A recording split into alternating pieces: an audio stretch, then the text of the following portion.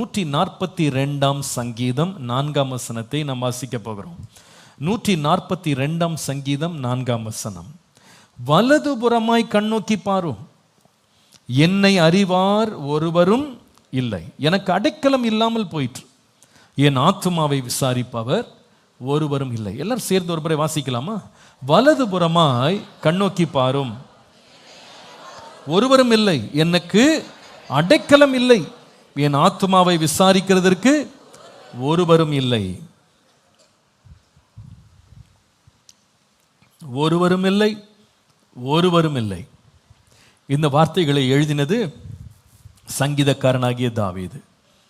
இவ்வளோ பெரிய வெற்றி உள்ள ராஜா, உயர்ந்த ராஜா, மேன்மையடைந்த ராஜா, புகழ்பெற்ற ராஜா கூட எனக்கு ஒருவருமே இல்லைன்னு சொல்ல முடியுமா அப்படின்னு கேட்கும்போது நம்மளுக்கு ஆச்சரியமா இருக்கு. பொதுவாக நம்ம நினைக்கிறோம் வெற்றி உள்ளவங்க, பிரபலமானவங்க, புகழின் உச்சாணி கலையில் இருக்கிறவங்க எல்லாம் அவங்களுக்கு என்னங்க பெரிய கூட்டம் அவங்களுக்கு இருக்கு, பெரிய சப்போர்ட் அவங்களுக்கு இருக்கு, அவங்களுக்கு என்ன பெரிய ஆதரவாளர்கள் கூட்டம் அவங்கள சுற்றி இருக்கு, அவங்களுக்கு ஒரு பிரச்சனை இல்லைங்க, அவங்களுக்கு சொடக்கு விட்டா வந்து நிற்கிறதுக்கு ஆட்கள் இருக்காங்க, அவங்க மூச்சு விட்டா உடனே வந்து பார்க்கறதுக்கு ஆட்கள் இருக்காங்க, எதை கேட்டாலும் அவங்களுக்கு உதவி செய்யறதுக்கு ஏராளமான ஆட்கள் இருக்கிறாங்க அப்படின்னு பொதுவாக நம்ம என்ன பண்ணுறோம்னா நம்ம நினைக்கிறோம். ஆனால் தாவீது இவ்வளவு பெரிய ஒரு சர்வாதி ஒரு சக்கரவர்த்தியாக ஒரு நல்ல நிலையில் இந்த மனுஷன் இருந்தாலும் அவர் சொல்கிறாரு, நான் வந்து ரொம்ப தனிமையாக இருக்கிறேன், எனக்குன்னு ஒருவருமே இல்லை, விசாரிக்க ஒருவர் இல்லை, எனக்கு வந்து அடைக்கலம் கொடுக்கறதுக்கு ஒருவரும் இல்லை, என்னை அறிந்தவர்கள் ஒருவரும் இல்லை. ரொம்ப வேதனையாக தானே இருக்குது கேட்கும்போது. அப்போ இந்த மாதிரி ஒரு நிலைமை தாவீதுக்கே வருமானால் எந்த மனுஷனையும் இந்த நிலைமை வந்து சந்திக்கும்ன்றது உண்மை.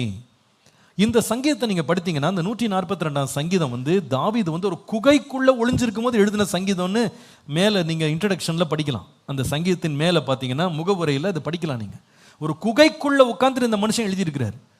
அப்போ இவ்வளோ பெரிய ஒரு வெற்றியுள்ள ஒரு வீரனும் கூட யாருமே கூட இல்லாமல், அடைக்கலம் இல்லாமல், விசாரிக்க ஆள் இல்லாமல் தன்னந்தனியாய் விடப்பட்ட குகையின் அனுபவங்கள் அவனுக்கு வந்தது. வேதத்தை நீங்கள் வாசித்து பார்த்தீங்கன்னா இப்படி தனிமையில் விடப்பட்ட மக்களில் முதலாவது மனுஷன் யாருன்னா ஆதாம். ஆதாம் ஆச்சரியமா இருக்குது. ஆண்டவர் ஆதாமை உண்டாக்கிட்டு ஆண்டவர் சொன்ன வார்த்தையை வந்து ஆதியாகமம் 2:18 வாசிக்கிறோம். ஆண்டவர் சொல்லுகிறார், மனுஷன் தனிமையாக இருப்பது நல்லதல்ல அப்படின்னு சொல்லிட்டு அதே ஆண்டவர் தான் ஆதாமை உண்டாக்கும் போது, சிருஷ்டித்த போது தேவன் அவனை தனியாக தான் சிருஷ்டித்து விட்டார். அவனுக்கு துணை இல்லாத ஒரு நிலையில் கர்த்தர் அவனை வைத்திருந்தார். அவனுக்கு ஒரு பார்ட்னர் கிடையாது, ஒரு கம்பேனியன் கிடையாது, பேசுறதுக்கு துணை கிடையாது, அவனோடு பழகிறதுக்கு ஒரு துணை கிடையாது. சிருஷ்டிக்கும் போது அவனை தனியாகவே தேவன் சிருஷ்டித்தார். இது நம்ம படிக்கும்போது இதில் ஒரு முக்கியமான செய்தி நம்மை நோக்கி வருது. என்ன தெரியுமா? தேவன் மனிதனை சிருஷ்டிக்கும் போது, அவனை உண்டாக்கும் போது, இந்த உலகத்தில் கொண்டு வரும்போது loneliness is part of the design. எழுதுங்க, loneliness is part of the design. நம்மை உருவாக்கும் திட்டத்திலேயே தனிமை என்பது ஒரு முக்கிய பகுதியாக இருக்கிறது. நம்முடைய உருவாக்கும் திட்டத்தில் தனிமை ஒரு முக்கிய பகுதியாக இருக்கிறது. loneliness is part of God's divine design. தனிமை என்பது மனுஷனாக ஏற்படுத்திட்டது ஒன்று இல்லை. தேவனே மனுஷனை சிருஷ்டித்த போது ஆரம்ப மனிதனை, முதல் மனிதனை தனிமையாக தான் உண்டாக்குனார். என்ன சொல்ல வந்தாருன்னா, எந்த மனுஷனாக இருந்தாலும், ஆதாமே ஆனாலும் சரி, தனிமையை ஒரு நாள் கடந்து தான் போகணும். தனிமையை கடந்து தான் போகணும். நீங்கள் வாலிப பிள்ளைகளாக இருக்கலாம், தனிமை என்பது உங்கள் வாழ்க்கையில் ஒரு பகுதி என்பது நீங்கள் அங்கீகரித்துக் கொள்ளுங்க. நீங்கள் நினைக்காதீங்க உலகத்திலே நான் தான் தனியாக இருக்கிறேன் அப்படின்னு நினைக்காதீங்க. எல்லாரும் கடந்து போகிற பாதை தான் இது. நீங்கள் வந்து ஒருவேளை திருமணமான ஒருவராக இருக்கலாம். நீங்கள் சொல்லலாம், நான் கல்யாணம் ஆனால் நான் தனியாகவே இருக்க மாட்டேன்னு நினச்சேன், ஆனால் கல்யாணம் ஆன பிறகு கூட நான் எப்படி உணர்றேன், தனிமையாக உணர்றேன் அப்படின்றீங்கன்னா, that's part of the design. வாழ்க்கையில் அநேக பகுதிகளில் தனிமையை நீங்கள் உணர்வீங்க.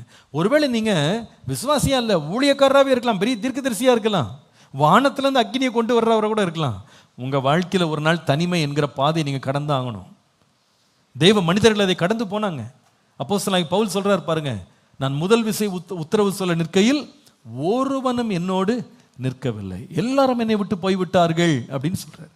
அப்போ எல்லா மனுஷனுடைய வாழ்க்கையிலுங்க எவ்வளோ பெரிய நீங்கள் வெற்றி பெற்றவர்களாக இருக்கலாம், தோல்வி அடைத்தவங்களா இருக்கலாம், நீங்கள் வந்து பிரபலமானவங்களா இருக்கலாம், யாருமே உங்களுக்கு தெரியாத ஆட்களாக இருக்கலாம், எல்லா மனிதருக்குமே இந்த தனிமை என்கிற பாதையை கடக்காம தப்பிக்கவே முடியாது. இதுக்கு விதிவிலக்கு யாருக்குமே கிடையாது. நிறைய வேளையில் நம்ம நினைக்கிறோம், பெரிய பெரிய இந்த சினிமா நட்சத்திரங்கள், பெரிய பெரிய விளையாட்டு வீரர்கள், உலகம் முழுவதும் புகழ்பெற்ற மனிதர்கள்லாம், அப்பா எப்போ பார்த்தாலும் அவங்கள பற்றி நம்ம வீடியோவில் பார்க்கும்போது, ஃபோட்டோவில் பார்க்கும்போது அவங்கள சுற்றி ஒரு பெரிய கூட்டம் இருக்குது. ஒருத்தர் விளையாட போகிறாருன்னா 50,000 பேர் உட்காந்து பார்க்குறாங்க. ஒருத்தர் பாட்டு பாட போனார், ஒருத்தர் இன்ஸ்ட்ருமெண்ட் வாசிக்க போனார், அந்த ஸ்டேடியமே நிரம்பி வழியுது. இவருடைய பெர்ஃபார்மன்ஸை பார்க்குறதுக்கு இத்தனை ஆயிரம் பேர் கூடியிருக்கிறாங்க. இவர் ஜனக்கூட்டத்தில் தான் இருப்பார் போல இருக்கு நம்ம நினச்சிக்கிட்டு இருக்கோம். அது கிடையாது, அது கிடையவே கிடையாது. எல்விஸ் பிரெஸ்லின்னு ஒருத்தர் இருந்தார். அமெரிக்காவினுடைய கிங் ஆஃப் பாப் என்று பெயர் பெற்றவர். பாப் மியூசிக், செக்குலர் மியூசிக்ல கிங் ஆஃப் பாப்னு பெயர் பெற்றவர். எந்த இடத்துல அவர் போய் பாட்டு பாடினாலும் ஆயிரம் மாணவர்கள் வருவாங்க. இந்த மனிதன் அவருடைய புகழின் உச்சாணி கிளையில சொந்தமாக ஒரு பெரிய விமானம் சொந்தமாக வச்சிருந்தார். அவருக்கு ஒரு பெரிய ஒரு ட்ரூப் இருந்தது. எங்கே போனாலும் சோல்ட் அவுட். எந்த ரெக்கார்டை அவர் ரிலீஸ் பண்ணாலும் அதெல்லாம் எல்லாமே பிளாட்டினம் தான். அத்தனை கோடியாக வித்துரும். அவருக்கு அத்தனை கோடி மக்கள் உலகம் முழுவதும் அவருக்கு விசிறிகளாக இருந்தாங்க, ஃபேன்ஸாக இருந்தாங்க, அவரை பின்பற்றினாங்க. அவர் இள வயதில் ஒரு கிட்டார் எடுத்துக்கிட்டு ஒரு வாலிப பையனா டீனேஜராக ஒரு ஸ்டுடியோவில் அவர் தன்னுடைய முதல் பாடல்களை ரெக்கார்ட் பண்ணிக்கிட்டு இருந்தார். அப்போ அந்த இடத்துக்கு எதேர்ச்சியாக ஒரு நியூஸ் பேப்பர் ரிப்போர்ட்டர் அவர்கிட்ட கேட்டாராம், எப்பா நீ ரொம்ப அழகாக வாசிக்கிற, ஒரு நாள் நீ எவ்வளோ பெரிய ஆளாக வருவேன்னு தெரில, இன்றைக்கு உன்னை யாரும் தெரியாது, பட் நீ ஒரு நாள் பெரிய ஆளாக வருவ, நீ வருங்காலத்தில் எப்படி மாறணும்னு விரும்புகிறேன்னு கேட்டாராம்.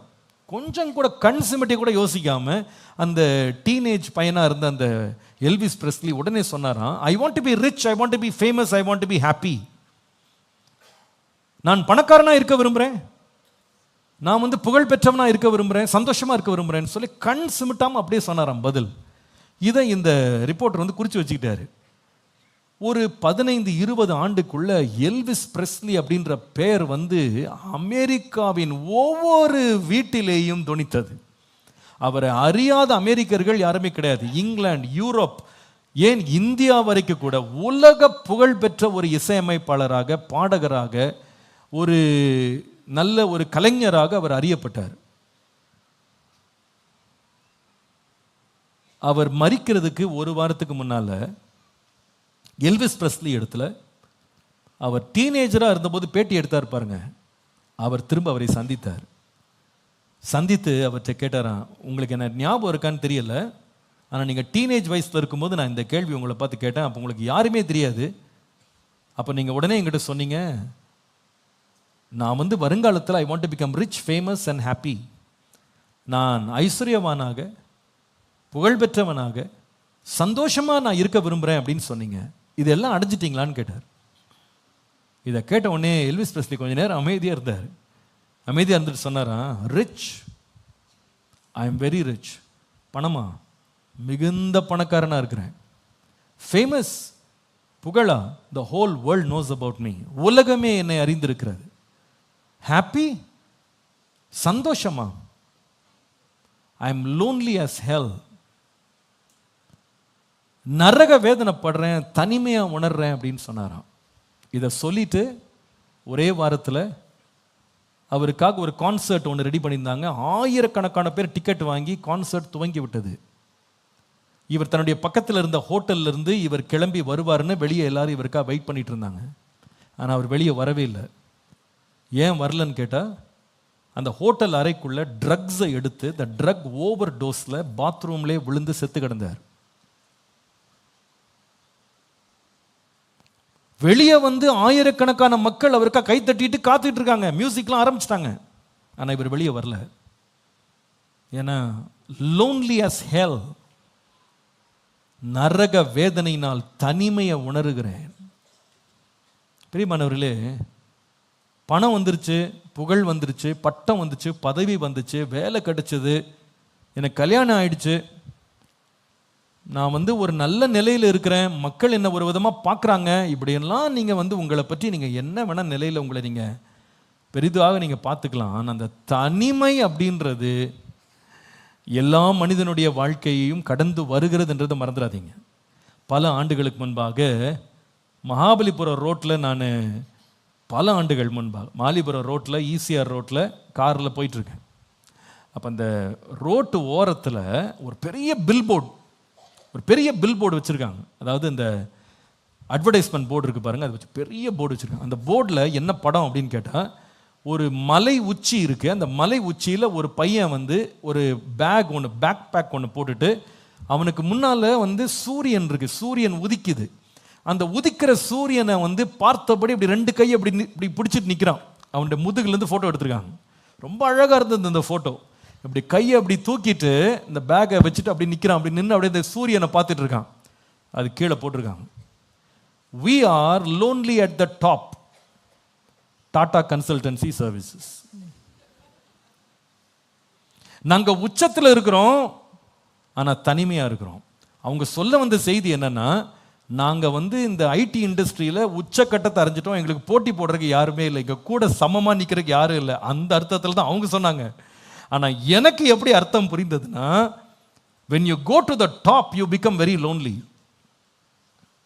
நீங்க எவ்வளவு அதிகமா உயரத்துக்கு போறீங்களோ அங்க தனிமை உங்களை பின்தொடர்ந்து வரும்ன்றதை மறந்துடாதீங்க. சில பேர் நினைக்கிறாங்க, பாஸ்டர் நான் இப்போ ஒன்றும் காசு பணம் இல்லாமல் தகுதி பட்டம் பதவி ஒன்றும் இல்லாமல் ஆண்டியாக உட்காந்துருக்கேன், அதனால தான் என்னை யாருமே சட்டை பண்ண மாட்டேங்கிறாங்க. எனக்கு மட்டும் கையில் காசு பணம் பொருள் பதவி பட்டம்லாம் வந்துருச்சுன்னா அப்புறமா பாருங்க ஈ முக்கிற மாதிரி என்னை சுற்றி ஜனங்க வருவாங்கன்னு நினைக்கிறாங்க. அது உண்மை அல்ல. The more you go to the top you become even more lonely. எவ்வளவு அதிகமாக உயரத்துக்கு போகிறீங்களோ அவ்வளோ அதிகமாக தனிமையை உணர ஆரம்பிச்சிருவீங்க. நான் சில பேர் ஸ்கூல்ஸ் எல்லாம் போகும்போது நான் பார்க்குறேன், இந்த ஸ்கூல்ஸ் எல்லாம் உள்ளே போனீங்கன்னா ஊழியத்துக்கு அப்படியே கிளாஸ் ரூமுடைய காரிடாரில் நடந்து போனீங்கன்னா அந்த எல்கேஜி யூகேஜி எல்லாம் பார்த்தீங்கன்னா உள்ளே வந்து காக்காங்களை அடைச்சி வச்ச மாதிரி இருக்கும். கச்ச கச்ச கச்ச கச்ச கச்ச கச்ச கச்ச கச்சன்னு சவுண்டு பயங்கர சவுண்டாக இருக்கும். அப்படியே அந்த காரிடாரில் கேட்டே போகலாம். பிள்ளைங்களாம் அப்படி பேசிக்கிட்டே இருப்பாங்க. உள்ளேருந்து கீப் சைலன்ஸ் லிசன் சவுண்ட்லாம் கேட்டே இருக்கும். இதெல்லாம் அப்படியே கேட்டே அப்படியே போனீங்கன்னா இந்த ஸ்டாஃப் ரூம் இருக்கும், டீச்சர் ஸ்டாஃப் ரூம். அதில் பார்த்தீங்கன்னா அங்கே வந்து ஃபுல்லாக ஊர்க்கதை தான் ஓடும். அந்த தாண்டிங்கன்னா உன் புருஷன் எப்படி, என் புருஷன் எப்படி, என் பிள்ளைங்க எப்படி, உன் பிள்ளைங்க எப்படி, உன் வீடு எப்படி, என் வீடு எப்படி, இந்த ஃபுல்லாக காசிப் தான், ஃபுல்லாக அது ஓடும். இதெல்லாம் அப்படியே கேட்டே போகலாம். இதெல்லாம் தாண்டி கடைசியில் அந்த ஸ்கூலுடைய முதல்வர்னு ஒருத்தர் இருப்பார், நிறுவனர் இருப்பார். அவர் ரூம்குள்ளே கூட்டு போவாங்க. திறந்து பார்த்தா அவ்வளோ பெரிய ரூமில் பெரிய மேஜை போட்டு தனியாக ஒரு ஆள் உட்காந்துருப்பார். பேசுறதுக்கு ஆள் இருக்காது, இவரை எட்டி பார்க்க ஆள் இருக்காது, வர்றதுக்கு பயந்துக்கிட்டு இருப்பான். கூப்பிட்டா கூட யோசிப்பான் எதுக்கு நம்மளை கூப்பிடுறாருன்னு. அவங்ககிட்ட பேச வர்றவங்க கூட 2 வார்த்தை 3 வார்த்தையில் சுருக்கமாக முடிச்சுட்டு உடனே வெளியே ஓட தான் பார்ப்பாங்க. நான் யோசிப்பேன், இந்த பிள்ளைங்கள்லாம் சாப்பாடு சாப்பிடும்போது எப்படி சாப்பிடுவாங்க? ஒருத்தரோட ஒருத்தர் பிடிச்சு அடிச்சு பிடிச்சி முட்டைன்னா 10-20 பிச்சுட்டு போயிடும். ஏதாவது ஒரு நான்வெஜ்ஜை செஞ்சு கொடுத்தீங்கன்னா உங்கள் பிள்ளை சாப்பிடாது, கிளாஸே சாப்பிடும். எல்லாம் வாங்கிட்டு பிச்சை எடுத்து சாப்பிடும். அவ்வளோ என்ஜாய் பண்ணுவாங்க. டீச்சர்ஸ் மத்தியில் போனீங்கன்னா அவங்களும் என்ன பண்ணுவாங்கன்னா ஓரளவுக்கு எல்லாருக்கும் ஷேர் பண்ணி பேசி நல்லா பழகி. ஆனால் மத்தியான வேலை சாப்பிடும் போது இந்த பிரின்சிபல் ரூம்குள்ளே பாருங்களேன், தனியாக சாப்பிட்டுக்கிட்டு யாரும் பக்கத்தில் வர மாட்டாங்க, பகிர்ந்து கொள்ள மாட்டாங்க. ஏன்னா இந்த more you go on the top you become very lonely. எவ்வளோ அதிகமாக உயரத்துக்கு போகிறோமோ என்னவா மாறிடுறோம். அப்போ அர்த்தம் என்னென்னா, கீழ்மட்டத்தில் இருக்கிற சிலரும் தனிமையாக உணர்வாங்க, மேல்மட்டத்திலும் என்ன இருக்கு, தனிமை என்பது நிஜம். வாழ்க்கையில் இது இன்றி அமையாத ஒரு பகுதி. தனிமையெல்லாம் எனக்கு வராதுன்னு மட்டும் கனவு மட்டும் காணாதீங்க. எல்லா மனிதனும் தனிமையை தன்னுடைய வாழ்க்கையில் ஒரு இன்றி அமையாத பகுதியாக, தவிர்க்க முடியாத பகுதியாக அனுபவிக்கிறான் என்பதை மறந்து போகக்கூடாது. தாவீது அனுபவித்தார், ஆதாம் அனுபவித்தார், நாமும் விதிவிலக்கு அல்ல. ஆனால் நம்ம கடந்த வாரத்திலேருந்து பேசிகிட்டு இருக்கோம் இதை பற்றி. இந்த தனிமை வந்து நம்மளை ரொம்ப அஃபெக்ட் பண்ணும். நான் அது வந்து ஒரு 3 வார்த்தை இன்றைக்கி எழுதினேன். Loneliness can affect your health, your head, your ஹாப்பினஸ்ன்னு போட்டேன். அதாவது தனிமை என்பது நம்முடைய சுகத்தையும் பாதிக்கும், நம்முடைய சிந்தனையும் பாதிக்கும், 3வது நம்முடைய சந்தோஷத்தையும் பாதிக்கும். எழுதிங்களேன், பார்த்துட்டே இருந்தால் மறந்துடும், அதனால தான் எழுத சொல்கிறேன். Loneliness can affect your health, happiness, your health, head and happiness. தனிமை என்பது உங்களுடைய சுகத்தையும் உங்கள் சிந்தனை திறனையும் 3வது உங்கள் சந்தோஷத்தையும் பாதிக்கும். பாதிக்கிற 3 பகுதி சொல்லுங்க. சுகம், சிந்திக்கும் திறன், சந்தோஷம். எழுதுனீங்களா? ஹெல்த், ஹெட் அண்ட் ஹாப்பினஸ், இது மூணுமே பாதிக்கும். விசேஷமா நம்ம தனிமையா இருக்கும்போது, கடந்த வாரம் நம்ம இதை பத்தி பேசணும். We talked about the problems arising in loneliness. தனிமையில் எழும்பும் பிரச்சனைகள் அப்படின்னு பேசும்போது நம்ம கவனித்தோம், நம்ம தனிமையா இருக்கிற நேரத்தில் நம்மை சந்திக்க வர்ற ஒரு விசிட்டர் யாருன்னு கேட்டிங்கன்னா பிசாசு. எனக்கு யாருமே இல்லை, நான் தனியாக இருக்கிற போது அவன் வந்துடுவான். நான் இருக்கேங்க, நான் பேசட்டுமா உங்கள்கிட்ட, யாருமே பேசலாம், நான் வந்து பேசுகிறேன் அப்படின்வான். இதை எங்கே பார்க்குறோன்னா ஆதியாகமம் 2ஆம் அதிகாரத்தில் ஏவாளோடு பிசாசு வந்து 3ஆம் அதிகாரத்தில் பிசாசு வந்து பேசி அவளை சோதித்து வஞ்சித்ததை பார்க்குறோம். So Satan tries is best to sabotage our loneliness. நம்ம தனியாக இருக்கும்போது அந்த இடத்தையே நாசம் பண்ணுறதுக்கு அவன் ரெடியாக ஒரு அஜெண்டாவோடு இருக்கான். அதில் நம்ம 3 காரியங்களை கவனித்தோம். 3 things to be cautious about in loneliness. நம்ம தனியாக இருக்கும்போது பிசாசு கொண்டு வருகிற 3 விதமான சோதனைகளை குறித்து ரொம்ப எச்சரிப்பாக இருக்கணும். அதுதான் நம்ம போன வர தலைப்பு, ப்ராப்ளம்ஸ் இன் லோன்லினஸ். அதில் 3 காரியம் கவனித்தோம். முதலாவது, மாம்சத்தின் நிச்சயை பற்றி ரொம்ப கவனமாக இருக்கணும். கண்களின் நிச்சயை பற்றி ரொம்ப கவனமாக இருக்கணும். அதுக்கப்புறமா ஜீவனத்தின் பெருமையை குறித்து நம்ம ரொம்ப ரொம்ப கவனமாக இருக்கணும். இது 3ஐயுமே அன்றைக்கு பிசாசு ஏவாளுக்கு கொண்டு வந்து அவள் தனிமையவே அவளுக்கு பாதகமான ஒன்றாக மாற்றிவிட்டான். இது ஒரு பக்கம் இருக்கட்டும். இன்றைக்கு செய்தியின் தலைப்பு என்ன தெரியுமா? எழுதுங்க, பாசிபிலிட்டிஸ் இன் லோன்லினஸ். தனிமை கொண்டு வரும் வாய்ப்புகள். எழுதுங்க, தனிமை கொண்டு வரும் வாய்ப்புகள். ஒரு பக்கம் தனிமை என்பது பல பிரச்சனைகளை நமக்கு கொண்டு வந்து சோதித்து நம்முடைய வாழ்க்கையை சீரழிக்கக்கூடிய பிசாசினுடைய எல்லா கிரியைகளையும் நமக்குள்ள கொண்டு வர்றதுக்கு ஒரு நல்ல ஒரு ப்ரீடிங் கிரவுண்டாக மாற முடியும் தனிமை. அதே வேளையில் தனிமை என்பது ஒரு மனிதனுடைய வாழ்க்கையின் மேம்பாட்டுக்கு என்று கர்த்தர் கொடுக்கிற மிகப்பெரிய வாய்ப்பாக தனிமையின் நேரங்கள் மாற முடியும். கர்த்தருடைய பரிசுத்த நாமத்திற்கு மகிமை உண்டாவதாக. நான் நினைக்கிறேன், ஆண்டவர் ஆதாமை உண்டாக்கும் போது அவன் தனிமையாக இருக்கிறது நல்லதல்லன்னு சொன்னால் கூட ஆண்டவர் என்ன செய்தார்? அவனை தனியாக தான் உண்டாக்குனார். ஆனால் நீங்கள் இந்த தனிமையில் இவன் வாழ்க்கையில் நடந்த நன்மையானவைகளை யோசித்தீங்கன்னா, நான் நினைக்கிறேன் இந்த தனிமையை பிசாசிடத்தில் ஒப்பு கொடுக்காம தேவனிடத்தில் தனிமையை ஒப்பு கொடுப்போமானா அந்த தனிமையை தீமையாக அல்ல, தேவன் நன்மையாய் நமக்கு மாற்றித்தர வல்லவராய் இருக்கிறார். ஹல்லேலூயா. அப்போ நீங்கள் வந்து தனிமையின் வேளையில் தேவனை அண்டிக் கொள்வீர்களானால் தேவன் நமக்காக எதையுமே தீமைக்கு செய்ய மாட்டார். தேவன் சிருஷ்டித்த எல்லாவற்றையும் கண்டார், கண்டுட்டு அவைகள் நல்லது என்று சொன்னார். ஒன்றை கூட தீமையை அவர் செய்யலை. ஈவன் தனிமை அப்படின்றது ஆதாமுடைய வாழ்க்கையில் ஒரு குறிப்பிட்ட காலம் ஆண்டவர் கொடுத்தார். நான் நம்புகிறேன். சில பேர் நம்புகிறாங்க ஆண்டவர் ஏவாளை 6ஆம் நாளிலே தான் சிருஷ்டித்தார்னு. எனக்கு கொஞ்சம் மாற்று கருத்து இருக்குது. அநேக வேத பண்டிதர்களும் அப்படி தான் நினைக்கிறாங்க. 6ஆம் நாளில் தேவன் ஏவாளை சிருஷ்டித்திருக்க வாய்ப்பு இல்லைன்னு நான் நினைக்கிறேன். ஏன் அப்படின்னு சொன்னால், ஆண்டவர் ஆதாமை சிருஷ்டித்த பிறகு அவனுக்கு நிறைய வேலை கொடுத்தாரு. அவனை சிருஷ்டித்த இடத்துலேருந்து எடுத்துகிட்டு வந்து ஏதேன் தோட்டத்தில் முதல்ல அவனை தனியாக தான் வைத்தார். அப்போ so he transferred him first. 2வது ஆண்டவர் செய்த வேலை என்னன்னு கேட்டால், இந்த ஆதாமுக்கு அத்தனை ஜீவராசிகளுக்கும் பெயரிடும்படி கர்த்தர் அவன்கிட்ட கொண்டு வந்தார். பின்பு தேவன் அவன் தனிமையாக இருக்கிறத பார்த்தாரு. இவன் எல்லா மிருகங்கள்ட்டையும் தனக்கு துணை காணப்படவில்லை என்று அவன் கண்டுபிடிச்ச பிறகு தேவன் என்ன செய்கிறார்னா, அவனுக்கு ஒரு துணையை உண்டாக்க அவனுக்கு அயர்ந்த நித்திரை வர பண்ணி விலா எலும்பை எடுத்து ஆண்டவர் ஒரு பெண்ணை உண்டாக்கி கொண்டு வருகிறார். ஸோ இதுக்கு ஒரு பீரியட் ஆஃப் டைம் இருந்திருக்கும்னு நான் நம்புகிறேன். இது வந்து என்னுடைய கணிப்பின்படி ஒரு வருஷம் கூட இருக்கலாம் நான் நினைக்கிறேன். தயவுசெய்து இதை வந்து நான் பொய்யா பிரசங்கம் பண்ணுறேன்னு என் மேலே பழி போட்டுறாதீங்க. இது என்னுடைய ப்ரிசம்ஷன், இருக்கலாம் என்று நான் நினைக்கிறேன். It could have been 1 year before God actually brought Eve to Adam அப்படின்னு நான் நினைக்கிறேன். ஒரு தனிமையின் காலத்தை கண்டிப்பாக 1 வருஷமோ 1 மாதமோ 1 வாரமோ ஏதோ ஒன்று ஆண்டவர் தனிமையின் ஒரு காலத்தை ஆதாமுடைய வாழ்க்கையில் ஆரம்பித்தார், கொண்டு வந்தார் என்பதில் எனக்கு ரொம்ப ஆழ்ந்த நம்பிக்கை உண்டு. கர்த்தருடைய நீங்கள் வந்து அதே நாள் தான் சிருஷ்டித்தார். நீங்கள் நம்புறீங்கன்னா நீங்கள் நம்புங்க, தயவுசெய்து எங்கிட்ட தொந்தரவுக்கு வராதிங்க. நீங்கள் எங்கிட்ட வந்து பிரச்சனைக்கு வந்து வாக்குவாதத்துக்கு வராதிங்க. நீங்கள் நம்புறது நீங்கள் நம்புங்க, நான் நம்புறதை நான் நம்பிட்டு போகிறேன். எனக்கு வேறு கருத்து வர்ற வரைக்கும் இந்த நம்பிக்கையிலே தொடரலான்னு கர்த்தருடைய கிருபையை பற்றி கொண்டு நான் சொல்ல முடியும். சரி, இப்போ நம்ம இன்னைக்கு செய்தி வந்து என்னென்னா, பாசிபிலிட்டிஸ் இன் லோன்லினஸ். தனிமை கொண்டு வரும் வாய்ப்புகள்.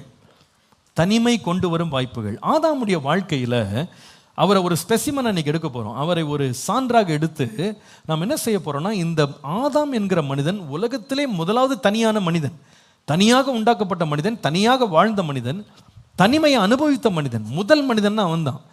அவனுடைய தனிமையையும் தேவன் எப்படி அநேக நல்ல வாய்ப்புகளை உண்டாக்கும் ஒரு அருமையான இடமாக மாற்றி கொடுத்தார் என்பதை இன்றைக்கி நம்ம கவனிக்க போகிறோம். அதனால இன்றைக்கி செய்தி முடித்து வெளியே போகும்போது, ஐயோ நான் தனியாக இருக்கிறேனேன்னு யாருமே அழுதுட்டு வெளியே போகக்கூடாது.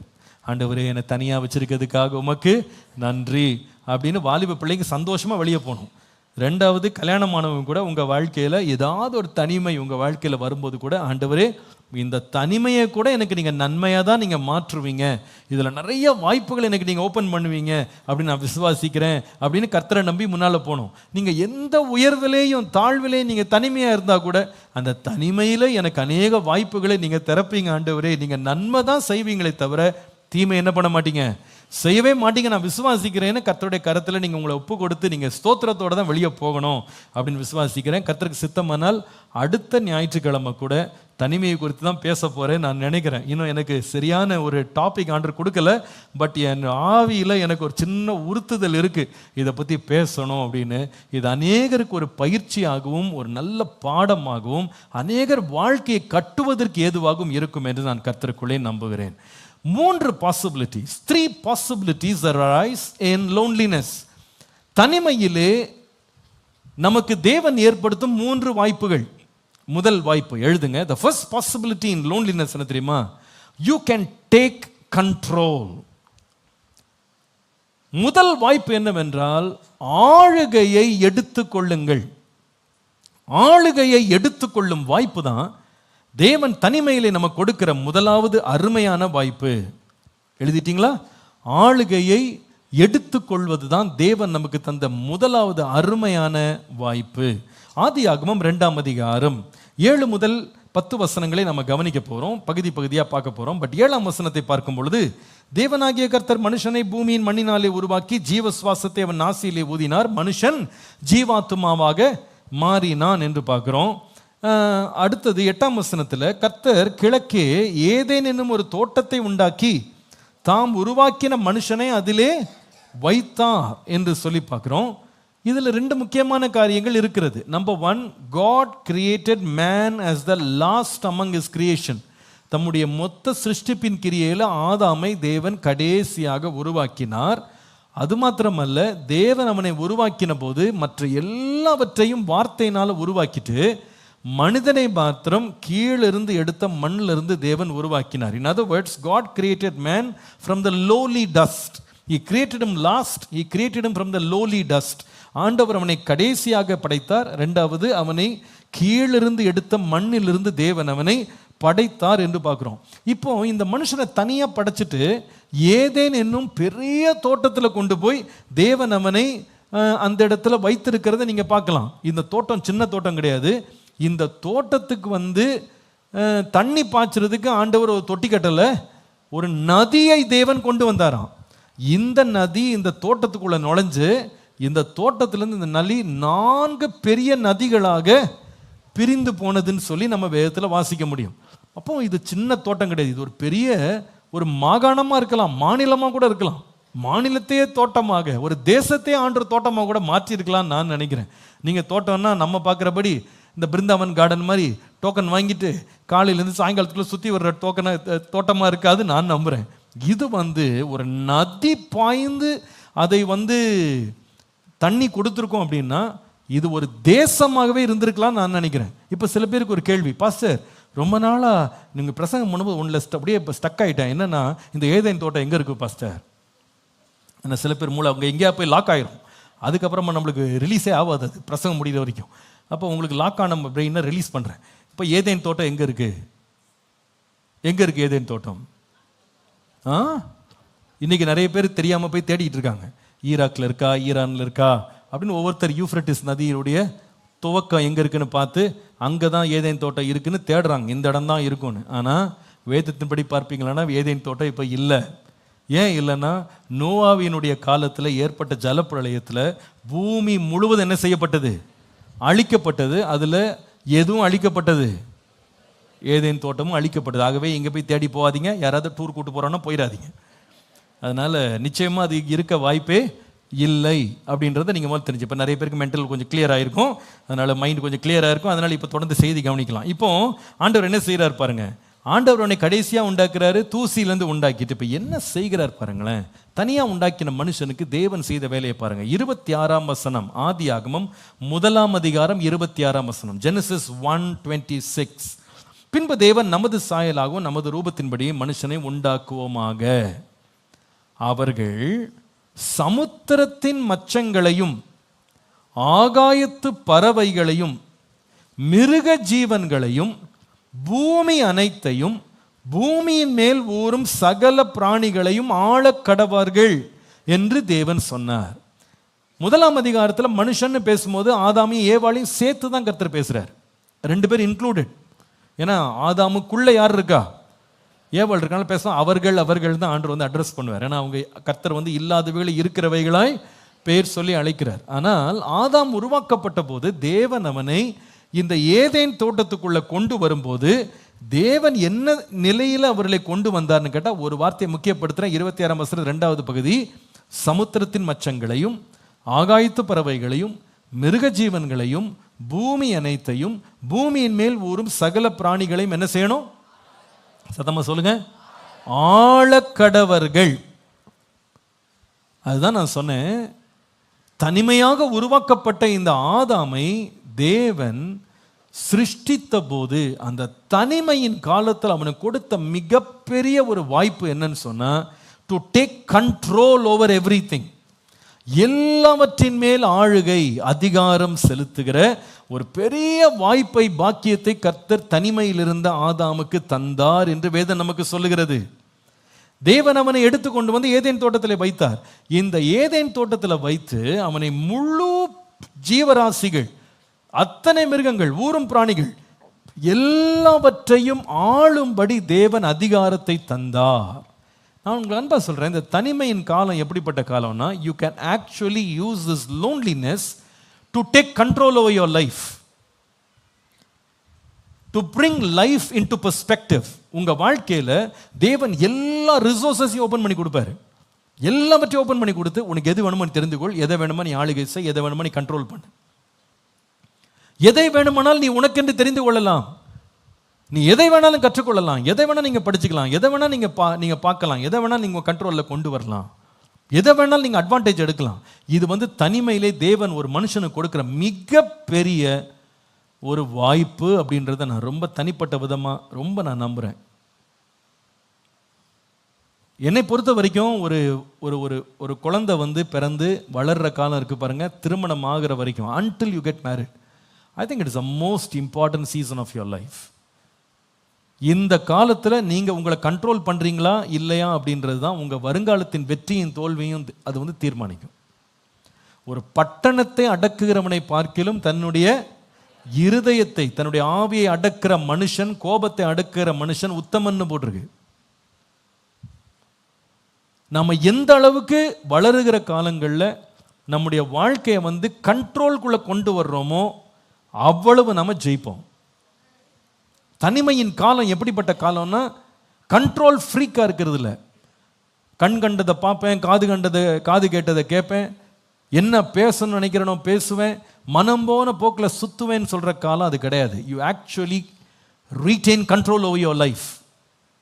எது வேணும், எது வேணாம், எனக்கு எது நல்லது, எது கெட்டது, எது சரி, எது தவறு, எல்லாத்தையும் பெர்ஸ்பெக்டிவில் கொண்டு வந்து டோட்டல் கண்ட்ரோல், முழுவதுமாக கண்ட்ரோல் பண்ணுறதுக்கு தான் ஆண்டவர் என்ன வச்சிருக்காருன்னா தனிமை வச்சிருக்கிறாரு.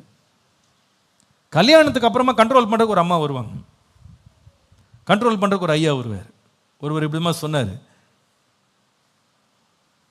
கணவன் வந்து தலை, புருஷன் தலை, மனைவி சரீரம். ஆனால் அவர் சொன்னார், புருஷன் தலை தான், ஆனால் மனைவி கழுத்துன்னாரு. ஆமாம், திருமணம், உட்காரணும். ஆமாம், நான் பார்த்த வரைக்கும் எந்த குடும்பத்திலையும் ஐயா ஆட்சி நடக்கிற மாதிரி தெரியல. எல்லா ஆட்சியுமே அம்மா ஆட்சி தான். இது நான் பார்த்த வரைக்கும். கல்யாணம் ஆகிற வரைக்கும் தான் பெண்கள் பொதுவாக தலை குனிஞ்சு நிற்பார்கள். கல்யாணம் முடிஞ்சது இவர் தலை குனிஞ்சு நிற்க வேண்டியதுதான். அந்த அம்மா ஃபுல் கண்ட்ரோல் தூக்கிடுவாங்க, படம் எடுத்துருவாங்க. இது எல்லா குடும்பத்திலையும் உண்டு. ஆனால் வெளியே காட்டிக்கொள்ள மாட்டார்கள். காட்டிக்கவே மாட்டாங்க. எந்த புருஷனவனை கேட்டு பாருங்க, அவர் ரொம்ப வருஷம் குடும்பம் நடத்திட்டாருன்னா அவர் சொல்லுவார், அடிக்கடி சொல்லுவார், அவங்ககிட்ட ஒரு வார்த்தை கேட்டு சொல்லிடுறேன். ஏன்னா ராத்திரி போனால் என்ன கிடைக்கணும்? சாப்பாடு கிடைக்கணும். ஃபுல் கண்ட்ரோல் அவள் தான் வச்சுருக்கு. பணத்தை ஃபுல் கண்ட்ரோல், அதுக்கப்புறமா வீட்டை ஃபுல்லாக கவனிக்கிறது, பிள்ளைகளை ஃபுல்லாக தான் கண்ட்ரோலுக்குள்ளே கொண்டு வந்துடுவேன். எல்லா டெசிஷன்ஸ்லேயும் அவளுடைய கரம் இருக்கும் என்பதில் சந்தேகமே கிடையாது. அதனால் ஒரு வேடிக்கை ஒரு கதை சொல்லுவாங்க. பரலோகத்தில் வாசலில் எல்லாம் வந்து நின்றுட்டு இருந்தாங்க உள்ளே போகிறதுக்கு. அப்போ தேவதூதன் வெளியே வந்து சொன்னாராம், இதில் மனைவி பேச்சை கேட்க மாட்டேன்னு சொல்கிறவங்களாம் ஓரமாக நில்லுங்க, மனைவி பேச்சு தான் கேட்டு வாழ்வேன்றவங்களாம் இன்னொரு பக்கம் நில்லுங்கன்னாராம். அத்தனை பேரும் மனைவி பேச்சை தான் கேட்டு நடப்போன்னு எல்லாம் நின்றுட்டாங்களாம். ஒரே ஒரு மனுஷன் மட்டும் தனியாக மனைவி பேச்சை நான் கேட்குறதே இல்லை அப்படின்னு நின்னானா. அப்போ அந்த தேவதூதன் சொன்னான், பரவாயில்லப்பா, இத்தனை மனுஷ மக்கள் மத்தியில் நீ ஒரு ஆள் மனைவி பேச்சை கேட்காம நான் நிற்கிறேன்னு தைரியமாக நிற்கிறேப்பா, உன்னை வாழ்த்துறேன்னார். அதை எங்கே கேட்குறீங்க? என் ஒய்ஃப் தான் இங்கே நிற்க சொன்னாங்க, தான் நின்றுக்கிட்டு இருக்காங்க, நான் எங்கே நிற்க போகிறேன்? அந்தம்மா அங்கே போய் நில்லியானாங்க, போய் நின்ட்டேன். இது வேடிக்கையாக இருந்தாலும் ஒரு புறம் நீங்கள் பார்த்தீங்கன்னா ஃபேமிலி லைஃப்குள்ளே போன பொதுவாகவே அந்த சீசன் வந்து you give up your control. அதுதான் உண்மை, அதான் உண்மை. சில பேர் ஏதோ ஒரு விதிவிலக்கு இருக்கலாம், அது மனைவி மாதிரி பயந்தாங்குழிங்களாக இருந்தால் ரொம்ப கஷ்டம்தான். மற்றபடி நான் பார்த்த வரைக்கும் அவர்கள் தான் என்ன பண்ணுறாங்க, சகோதரர்கள் பேச கூட மாட்டேங்கிறாங்க. வேணாம் பாஸ்டர், எதுக்கு, ஒழுங்காக போயிட்டுருக்கு அப்படின்றாங்க. இது வந்து இந்த ஒரு சீசன். ஆனால் இந்த தனிமையாக இருக்குது பாருங்க, அந்த லோன்லி லைஃப், அந்த லோன்லி லைஃப் வந்து நம்ம வாழ்க்கையை நம்ம எடுத்து செய்கிறதுக்கு ஆண்டவர் அத்தனை நம்ம ஓப்பன் பண்ணி கொடுக்குறாரு. நீ சகலத்தையும் ஆளுகை செய்யலாம்ப்பா, எல்லாத்தையும் கண்ட்ரோல் பண்ண முடியும். இதில் இந்த கண்ட்ரோலை மெயின்டைன் பண்ணுறதுக்கு, if you want to master over every thing, 2 முக்கியமான காரியங்களை ஆதாம் செய்ய வேண்டியிருந்தது. ஆதியாகமம் 2:15 பாருங்க. தேவனாகிய கர்த்தர் மனுஷனை ஏதேன் தோட்டத்தில் அழைத்து கொண்டு வந்து அதை பண்படுத்தவும் காக்கவும் வைத்தார். ஆதியாகமம் 2:15.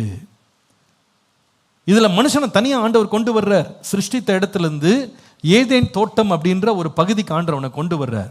கொண்டு வந்து என்ன செய்தார் அப்படின்னா, ஏதேன் தோட்டத்தில் கொண்டு வந்து அதை பண்படுத்தவும் காக்கவும் தேவன் வைத்தார். நல்லா எழுதுங்க. Number 1, the first way to master everything is this: you need to maintain everything in your life. பராமரிப்பு ரொம்ப அவசியம். பராமரிக்கணும். நீங்கள் பராமரிக்க தான் உங்கள் வாழ்க்கையில் ஆண்டவர் கொடுத்த எல்லாவற்றையும் நீங்கள் பராமரிக்க பழகும்போது, அல்லது டேக் ரெஸ்பான்சிபிலிட்டி, நீங்கள் உத்தரவாதம் எடுத்து எல்லாத்தையும் பராமரிக்க ஆரம்பிச்சிங்கன்னா your life will be under your control. பராமரிப்பு இல்லாத எதுவுமே உங்கள் கண்ட்ரோலில் இருக்காது. ஒரு வண்டியை கூட நீங்கள் வந்து பராமரிப்பு எல்லாம் போட்டிங்கன்னா அடித்த பிரேக்குக்கு வண்டி நிற்காது. ஏன்னா நீங்கள் என்ன செய்யலை, அதை பராமரிக்கலை, வேண்டிய ஆயிலை ஊற்றலை, வேண்டிய பிரேக் ஷூவை மாற்றலை, மெயின்டைன் பண்ணலன்னா நீங்கள் சொல்கிற பேச்சு அது கேட்காது, உங்கள் கண்ட்ரோலுக்குள்ளே வராது. ஸோ உங்கள் வாழ்க்கை வந்து ஒரு கண்ட்ரோல்குள்ளே இருக்கணும். நீங்கள் எல்லாத்தையும் கண்ட்ரோல் பண்ணணும் அப்படின்னா first learn to maintain your self. எல்லாரும் சொல்லுங்கள், சத்தமாக சொல்லுங்கள். மெயின்டெனன்ஸ் ரொம்ப முக்கியம். மெயின்டெனன்ஸ். நம்ம ஊர்லலாம் ஒரு வாஷிங் மிஷின் வாங்கினாலோ, ஃப்ரிட்ஜ் வாங்கினாலோ, ஒரு ஏசி வாங்கினாலோ ஏஎம்சின்னு ஒன்று போடுவாங்க, ஆனுவல் மெயின்டெனன்ஸ்.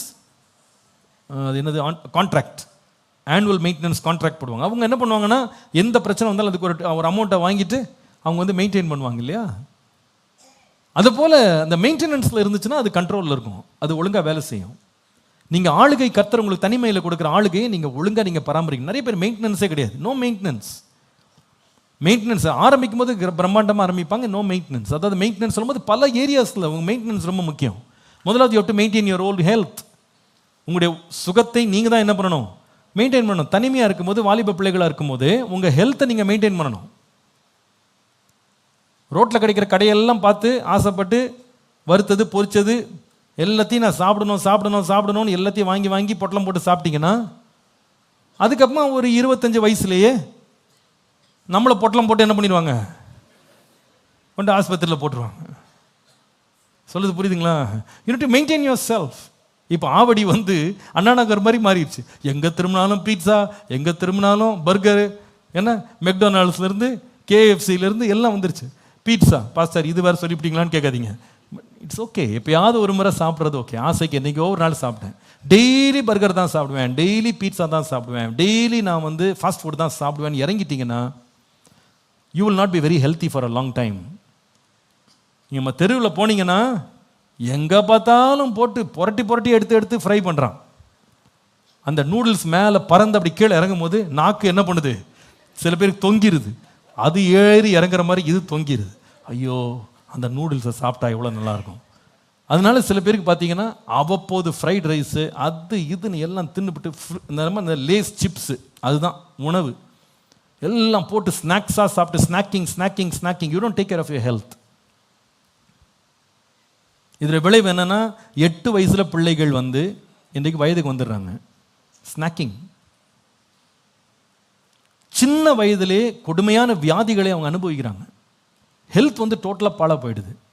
கண்ட நேரத்துக்கு சாப்பிட்றது. இப்போ சென்னையிலலாம் மிட் நைட் பிரியாணியா, காலைல சாப்பிட்டது பத்தாதுன்னு 12 மணி 1 மணிக்கு லைனில் நிற்கிறாங்க. வாலிப பிள்ளைங்க போய் லைனில் நின்று அது ஒரு ட்ரெண்டாக ஃபேஷனாக எடுத்து சாப்பிட்றாங்க. அவங்களுக்கு தெரியல காசு கொடுத்து நாமே வினைய விலைக்கு வாங்கிட்டு இருக்கோம்னு அவங்களுக்கு தெரியல. எவ்வளோ பெரிய ஆபத்து. They don't maintain themself. ஹெல்த்தை மெயின்டைன் பண்ணணும். ரெண்டாவது வந்து நம்முடைய மைண்டை மெயின்டைன் பண்ணணும். பார்க்குறதெல்லாம் வாசிப்பேன், பார்க்குறதெல்லாம் வந்ததெல்லாம் நான் படிச்சுட்டு இருப்பேன், உட்காந்து இதே பார்த்துட்டு இருப்பேன்னா ரொம்ப கஷ்டம், ரொம்ப கஷ்டம். நேற்றுக்கு ஒரு வாலிப பிள்ளைகிட்ட பேசிகிட்டு இருந்தேன். அப்போது ஒரு விஷயமா பேசும்போது நான் சொன்னேன், உன்னுடைய சோஷியல் மீடியா ப்ரொஃபைல் கூட இருந்தால் நீ போட்டிருப்பா அதில் இந்த ஃபார்மில் போட்டுருன்னு சொன்னேன். அப்போ உடனே எனக்கு சொன்னது எனக்கு ரொம்ப தொட்டுச்சு. சொன்னேன், uncle I don't have a social media profile. Social மீடியாவில் எனக்கு அக்கௌண்ட் கிடையாது அங்கிள். எனக்கு அவளுக்கு 22 வயது ஆகிறது. சோஷியல் மீடியாவில் நான் இல்லை. ஃபேஸ்புக்லேயும் கிடையாது, இன்ஸ்டாகிராம்லேயும் கிடையாது, எதுலேயுமே கிடையாது. I don't want it. எனக்கு தேவையில்லை அது. அந்த பழக்கமே எனக்கு கிடையாது. நான் நினைக்கிறேன் அப்படிப்பட்டவர்கள் கொஞ்சம் நல்லா ஹெல்த்தியாக இருப்பாங்கன்னு நினைக்கிறேன். மைண்டில் கூட ஹெல்த்தியாக இருப்பாங்க. ஏன்னா உட்காந்து எல்லா குப்பையும் உட்காந்து பார்த்துக்கிட்டு ஒவ்வொருத்தரும் வளைஞ்சு நெளிஞ்சு எழும்பிட்டு இருக்க ஃபோட்டோவெல்லாம் காலையிலேருந்து சாயங்காலம் பார்த்துட்டு இருக்க நம்மளுக்கு என்ன அவசியம்? அவன் போடுறான், படுத்தேன், ஏழிச்சேன், சாப்பிட்டேன், வாந்தி பண்ணேன், எல்லாத்துக்கும் ஃபோட்டோ. இதெல்லாம் நம்ம இதுக்கு பார்த்துக்கிட்டு உட்காந்துருக்கணும்? நமக்கு தேவையா இது? வேறு இன்ஸ்டாகிராமில் என்ன நடக்குது? இதுதான் நடக்குது. All rubbish. Nothing is useful to you. எதுவுமே உங்களுக்கு பிரயோஜனமானது அதிகமாக கிடையாது. எங்கேயோ ஒரு இடத்துல ஒரு மார்க்கெட்டிங்லாம் யூஸ் பண்ணுறாங்க. மற்றபடி வாலிபர்கள் கன்சியூம் பண்ணுற எல்லாமே இன்றைக்கு பார்த்தீங்கன்னா தனிமையில் உட்காந்து இன்னொருத்தருடைய வாழ்க்கையை பற்றி நமக்கு எந்த விதத்துலையும் அவசியமில்லாத காரியங்களையே நாளெல்லாம் பார்த்துக்கிட்டு சிரிச்சுட்டு உட்காந்துருக்கோம். உண்மை என்னென்னா நாம் அழுதுட்டு உட்காந்துருக்கணும். இது நமக்கு தேவையா இது? அதை வந்து பிள்ளைங்க இன்னைக்கு என்னவா பேர் மாற்றிட்டாங்கன்னா என்டர்டெயின்மெண்ட்னு மாற்றிட்டாங்க. இதை போல ஒரு முட்டாள்தனமும் பைத்தியகாரத்தனமும் வேறு ஒன்றுமே கிடையாது. This not entertainment, it's frying your brain. உங்களுடைய மூளையை என்ன பண்ணுதுன்னா அது வறுத்தெடுக்குது. நான் சொல்கிறது பொய்யா இருக்குமானா பிபிசி டாக்குமெண்ட்ரி ஒன்று இருக்குது, வாட்சிங் social media fries your brain. That is a title போட்டிருக்காங்க, புதுசாக ஒன்று ரிலீஸ் பண்ணியிருக்காங்க. சோஷியல் மீடியாவை ரொம்ப நீங்கள் பார்த்தீங்கன்னா உங்கள் மூளையை வந்து வறுத்துருமா, fries your brain, nervous system வந்து அது கெடுக்குதுன்னு சொல்லி போடுறாங்க. அந்த ஸ்க்ரீன் டைமை இன்க்ரீஸ் பண்ணிகிட்டே இருக்கும்போது உங்களுடைய சிந்தனை திறனை நீங்கள் வந்து கெடுத்து போடுறீங்க. தனிமையில் நிறைய பேர் ரிசார்ட் பண்ணுறது என்னன்னா எடுத்த உடனே ஃபோன் தான், உட்காந்து சோஷியல் மீடியாவில் உட்காந்துருக்குது. Maintain yourself, maintain your body, maintain your mind, maintain your intellect. உங்கள் அறிவை நீங்கள் மெயின்டைன் பண்ணணும். இந்த வயசில் தான் கற்றுக்கிறதெல்லாம் கற்றுக்கணும். தமிழ் மட்டும் படித்தா பத்தாது, இங்கிலீஷ் மட்டும் படித்தா பத்தாது. ஒரு புது லாங்குவேஜ் படிங்க. ஹிந்தி படிங்க, ஜெர்மன் படிங்க, ஃப்ரெஞ்சு படிங்க, இட்டாலியன் படிங்க. ஒருத்தர் சொல்கிறாரு, ஒரு சைக்காலஜிஸ்ட் சொல்கிறாரு, ஒரு பிள்ளை வந்து வளர்ந்ததுலேருந்து 8 வயசுக்குள்ள ஒரே நேரத்தில் 14 மொழிகளை பேசக்கூடிய மூளைத்திறன் அதற்குள்ளே இருக்கான். 14 லாங்குவேஜஸ் அதால் படிக்க முடியுமா? அது தன்னுடைய மைண்டை ஓப்பன் பண்ணால் போதும், you can learn so much. எவ்வளவோ அறிவு திறனாகி நீங்கள் என்ன பண்ணிட முடியும், மாற முடியும். உங்கள் லைஃப்பை நீங்கள் கண்ட்ரோல்குள்ளே கொண்டு வரணும்னா you have to maintain your self. எவ்வளவு தூரம் நான் பர்ஃபெக்டாக மெயின்டைன் பண்ணுறேன் என் லைஃப்பை, என் டைமை மேனேஜ் பண்ணுறது, மெயின்டைன் பண்ணுறது, இது ரொம்ப முக்கியம். ஆண்டவர் இந்த ஆதாமை தனிமையாக உண்டாக்கிட்டு சும்மா தனியாக இருக்கப்பா, நீ பாட்டுக்கு சுற்றிக்கிட்டே வா, செல்ஃபி எடுத்துக்கிட்டு வா, அப்படியே நீயே தனியாக உட்காந்து சிரிச்சுக்கிட்டு உட்காந்துரு அப்படியே சொன்னார். என்ன சொன்னார்? தோட்டத்தை கொடுத்து அதை பண்படுத்த, அதை காத்துக்கொள், போ மெயின்டைன் பண்ண, போ ஒரு கார்டனை மெயின்டைன் பண்ண. நான் சொன்னேன், ஒரு தேசத்தின் அளவில் இருந்த கார்டன், அந்த கார்டனுக்கு தண்ணி ஊற்றுறதுக்கு ஒரு நதியே வந்தது. அந்த நதி வர்ற அளவுக்கு அவ்வளோ பெரிய தோட்டத்தை ஒரே ஒரு மனுஷனா தனியாக மேனேஜ் பண்ணியிருக்கிறார் பாருங்க, மெயின்டைன் பண்ணியிருக்கிறார். எவ்வளோ பெரிய திறன்! அப்போ நீங்கள் வாலிப வயதில், ஏன் நீங்கள் திருமணமான பெண்கள் இன்றைக்கி நிறைய பேர் இன்றைக்கி சோஷியல் மீடியாவுக்கு அடிமையாக இருக்கிறாங்க. ஃபோனை வாங்கின உடனே மதியானம் சமைக்கிறது கிடையாது. 10 ரூபாய்க்கு இட்லி வாங்கி சாப்பிட்டுக்கிட்டு நிறைய திருமணமான பெண்கள் இன்னைக்கு எப்படி அடிமையாயிட்டாங்க அப்படின்னா, ஷார்ட்ஸ் பார்க்கறது, பார்த்து பார்த்து பார்த்து சிரிச்சுக்கிட்டே இருக்குது. எதுக்கு? உலகம் நம்மளை பார்த்து சிரிக்கிறது. இந்த பைத்தியம் இவங்க அவங்களையும் பிடிச்சிருக்கு. இப்போ பெரியவர்கள் சின்னவர்கள் யாராக இருந்தாலும் இப்போ பிடிச்சிருக்கு. எங்கே வேணா ரோட்டில் போய் நின்று யாரை வேணா பாருங்க, தலையை கவிழாமல் ஆள் இப்போ கிடையாது. அன்னைக்கு பார்க்குறேன், அம்பத்தூர் பக்கத்தில் 2 பைக் ஒருத்தனோடத்த மோதிக்கிட்டான். அந்த கிராஸில் வந்து அந்த அந்த கிராஸ் ரோடில் வந்து ஒரு போலீஸ்கார் இருக்கார். அவர் அந்த இடத்துல நிற்கலை, சிக்னல் கட்டாமல் இருக்கார். எங்கடான்னு பார்த்தா அவர் ஒரு கொடைக்குள்ள நின்று அவர் பார்த்துக்கிட்டு இருக்கார். ரோட்டை பார்த்து வர்ற வாகனங்களுக்கு சிக்னல் போட வேண்டிய ஆள் அவர் பிஸியாக இதில் இருக்காரு. அவர் பார்த்து அப்படியே சிரிச்சுக்கிட்டு, இங்கே ஒருத்தர் 2 பேரும் அடிச்சுட்டு சாவுறான். இந்த மாதிரி தான் இன்றைக்கி சொசைட்டியே மாறிடுச்சு. இன்றைக்கி வந்து நிறைய பேருடைய ஆஃபீஸில் கூட ப்ரொடக்டிவிட்டியெல்லாம் ஏன் கம்மியாயிடுச்சு அப்படின்னா, பிகாஸ் ஆஃப் சோஷியல் மீடியா. எப்போ பார்த்தாலும் மொபைலில் பார்க்குறது, எப்போ பார்த்தாலும் படம் பார்க்குறது, எப்போ பார்த்தாலும் ஷார்ட்ஸ் பார்க்குறது. போன வாரம் செய்தி நீங்கள் கேட்டிங்களா என்னன்னு தெரியல, டெல்லியில் 3 வாலிப பிள்ளைகள், டீனேஜர்ஸ், தே கமிட்டட் சூசைட். 3 வாலிப பிள்ளைகள் ஒரே வீட்டுக்குள்ள தற்கொலை செய்து கொண்டாங்க. அவங்க எழுதி வச்ச நோட் என்ன தெரியுமா? எங்களை கொரியன் மியூசிக் பார்க்கக்கூடாதுன்னு நீங்கள் சொன்னீங்க. கொரியன் வந்து நான் போன வாரம் தான் இதை பற்றி பேசினேன். கொரியன் சினிமா பார்க்கக்கூடாதுன்னு சொன்னீங்க. நான் வந்து இப்போ கொரியன் ஆயிட்டேன். இந்த கொரியன் மியூசிக் இல்லாமல் இது இல்லாமல் எனக்கு வாழ்க்கையே கிடையாது. கொரியனை வந்து என்னை விட்டு எடுத்துட்டீங்க அப்படின்னா நான் உயிர் வாழ்கிறதுக்கே எனக்கு விருப்பம் இல்லைன்னு சொல்லி 3 இளம் பிள்ளைகள், டீனேஜர்ஸ் வந்து தற்கொலை செய்து மடித்தார்கள். எப்படி அவங்க மூளையை நாசம் அடைக்கு பார்த்தீங்களா? கொரியனா அவங்க இந்தியாவில் பிறந்துக்கிட்டு கொரியன் எந்த அளவுக்கு மூளை செலவு செஞ்சுருக்கு பார்த்தீங்களா? நம்ம பிள்ளைகளுக்கு இதெல்லாம் சொல்ல வேண்டியது எவ்வளோ அவசியம் நான் யோசித்தேன். அட்லீஸ்ட் நியூஸை பார்த்தா, நான் பேசுகிறதா நீங்கள் நம்ப மாட்டீங்கன்னா நியூஸை பார்த்தா அது புத்தி வரட்டுமேன்னு யோசிப்பேன். ஏன்னா அவ்வளோ பெரிய அட்டூழியங்கள் இன்றைக்கி நடக்குது. இன்றைக்கி உலகத்தில் வந்து நம்முடைய மனதையே கெடுத்து நாசமாக்குறதுக்கு பிசாசானவன் காரியங்களை கொண்டு வந்திருக்கான். If you want to take control, number 1, maintain something. Maintain your mind, maintain your heart, maintain your intellect, எல்லாவற்றையும் உங்கள் அறிவுத்திறன் எல்லாவற்றையும் மெயின்டைன் பண்ணுங்க. ஆண்டவர் சும்மா விடலை. ஆதாமை உண்டாக்கிட்டு தனியாக தானே பார்க்க, உனக்கு என்ன யாருக்காவது சமைச்சு போடணுமா, யாருக்காவது நீ வேலை செஞ்சு பிழைக்கணுமா, சம்பாதிக்கணுமா, ஒன்றும் கிடையாது, ஜாலியாக சுற்றிட்டு வானா சொன்னார். Maintain the garden. தோட்டத்தை பண்படுத்து, தோட்டத்தை நீ காத்துக்கொள்.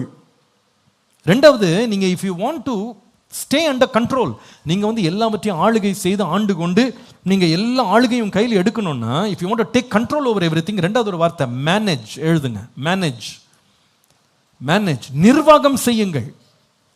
எழுதுறீங்களா? மேனேஜ் பண்ணுங்க. Manage everything.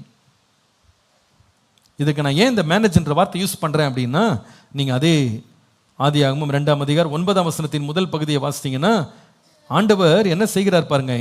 இந்த ஆதாமை தேவன் உருவாக்கிட்டு ஏதேன் தோட்டத்தில் வந்து வைக்கிறார். அந்த ஏதேன் தோட்டத்தில் ஆண்டவர் என்ன வைத்திருந்தார்னா, பார்வைக்கு அழகும் புசிப்புக்கு நலவுமான சகல விதமான விருட்சங்களை தேவன் இங்கே வைத்திருந்தார்.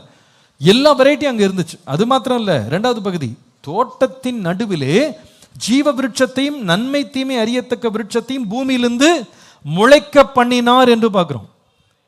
அப்போ இந்த தோட்டம் எப்படிப்பட்ட தோட்டமாக இருந்தது என்று கேட்டா, ஆதாமை கொண்டு வந்து வைத்த தோட்டத்தில் தேவன் எல்லா விதமான கனி விருட்சங்களை வைத்தார். எல்லா விதமான கனி விருட்சம், இன்க்ளூடிங் எதுனா ஜீவ விருட்ச கனி, நன்மை தீமை அறியத்தக்க கனி, எல்லாத்தையும் உள்ள வச்சுட்டு மேனேஜ் பண்ண சொன்னார். நீ மேனேஜ் பண்ணு. ஏன்னா ஆண்டவர் சொல்லலை, ஓப்பா இந்த நன்மை தீமை அறியத்தக்க கனியெல்லாம் நீ எட்டாவது ஒரு இடத்துல வச்சிருக்கேன், அதுக்கு பிரிட்ஜை வந்து உடச்சி வச்சிருக்கேன், நீ வந்து போக முடியாது அப்படிலாம் சொல்லலை. எல்லாம் வச்சிருக்கேன், நீ மேனேஜ் பண்ணு. ஜீவ விருட்சத்தின் கனி எடுத்து புசி, நீ என்றென்றும் வாழுவ. நன்மை தீமை அறியத்தக்க கனியை நீ புசிச்சா செத்து போவ. ஆனால் 2மே உன் கையில் கொடுக்குற, நீ மேனேஜ் பண்ணு. இது எவ்வளோ உண்மைங்க. இன்றைக்கு கூட தனிமையில் நான் சொல்கிறேன் பாருங்க, செல்ஃபோன் வந்து இப்போ ரொம்ப முக்கியமான டாப்பிக்காக இருக்கிறதுனால உங்களுக்கு நான் சொல்ல வேண்டியதாக இருக்குது திரும்ப திரும்ப. ஒரு செல்ஃபோன் எடுத்துக்கிட்டிங்கன்னா, ஒரு பக்கம் பைபிள் ஆப்பும் இருக்கும், இன்னொரு பக்கம் இன்ஸ்டாகிராமும் இருக்கும். ஒரு பக்கம் சயின்ஸ் நீங்கள் படிக்கிறதுக்கு கற்றுக்கொள்றதுக்கு அறிவை வளர்த்துக்கிறதுக்கு எவ்வளவோ வழிகள் அதில் இருக்குது. இன்ஃபர்மேஷன் உங்களுக்கு கொடுக்கறதுக்கு அது இட்ஸ் லோட் ஆஃப் இன்ஃபர்மேஷன். அதே நேரத்தில் என்டர்டைன்மெண்ட்டும் இருக்குது. நீ சூஸ் பண்ணுன்றார் ஆண்டவர். நீ சூஸ் பண்ணு. எந்த வெப்சைட்குள்ளே நீ போகிற, எந்த லிங்கை தொட போகிற, எதை நீ பார்க்க போகிற, எதை பார்த்து நீ சிரிச்சிட்டு இருக்க போகிற, எதை உன் நேரத்தை நீ வந்து விரயம் பண்ண போகிற, எல்லாமே உன் கையில் இருக்கு. நீ மேனேஜ் பண்ணுப்பா, நீ மேனேஜ் பண்ணு.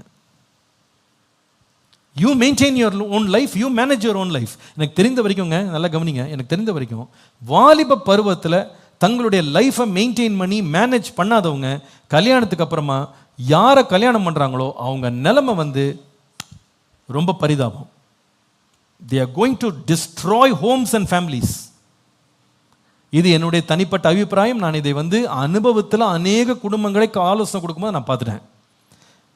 வாலிப பருவத்தில் தன்னுடைய டைம், தன்னுடைய எனர்ஜி, தனக்கு ஆண்டவர் கொடுத்த ரிசோர்ஸஸ் எல்லாம் ஒழுங்காக மெயின்டைன் பண்ணி மேனேஜ் பண்ண தன்னை வளர்த்து கொள்ளாத பிள்ளைங்க நாளைக்கு மனைவிகளாக கணவன்மாராக எழும்பி வந்தா அவர்களால் நடக்க போகிற சீரழிவு அதை கட்டுப்படுத்தவே முடியாது. ஏன்னா ஓல்டு ஹேபிட்ஸ் டை ஹார்ட்.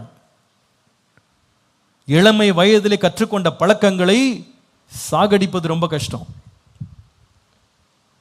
வாலிப பிள்ளைகள் எல்லாம் நீங்கள் டீனேஜர்ஸ் கூட உட்கார வச்சதுக்கு காரணம் அப்படின்னா, எப்பா இன்னைக்கு வந்து நீ 13 இயர், இன்னொரு 10 இயர்ஸ் தான் கண்ணை மூடி திறக்குள்ள ஓடி முடியும். அந்த 10 இயர்ஸ் முடிஞ்சிடும். You are going to be somebody's mother, somebody's wife. இன்றைக்கு நீ 13 வயசு பையன்பா, நீனு 10 வருஷம்தான். You are going to be somebody's father, somebody's husband. நீ யாரோ ஒருவருடைய தகப்பனாக மாறப்போகிறாய். 10 வருஷத்தில் யாரோ ஒருவருக்கு நீ கணவனாக மனைவியாக மாறப்போகிறாய். இன்றைக்கு உன்னுடைய டைமை நீ மேனேஜ் பண்ணாமல், உன் லைஃப்பை மேனேஜ் பண்ணாமல், நீ வந்து உன் லைஃப்பை மெயின்டைன் பண்ணலன்னா you will never be a master.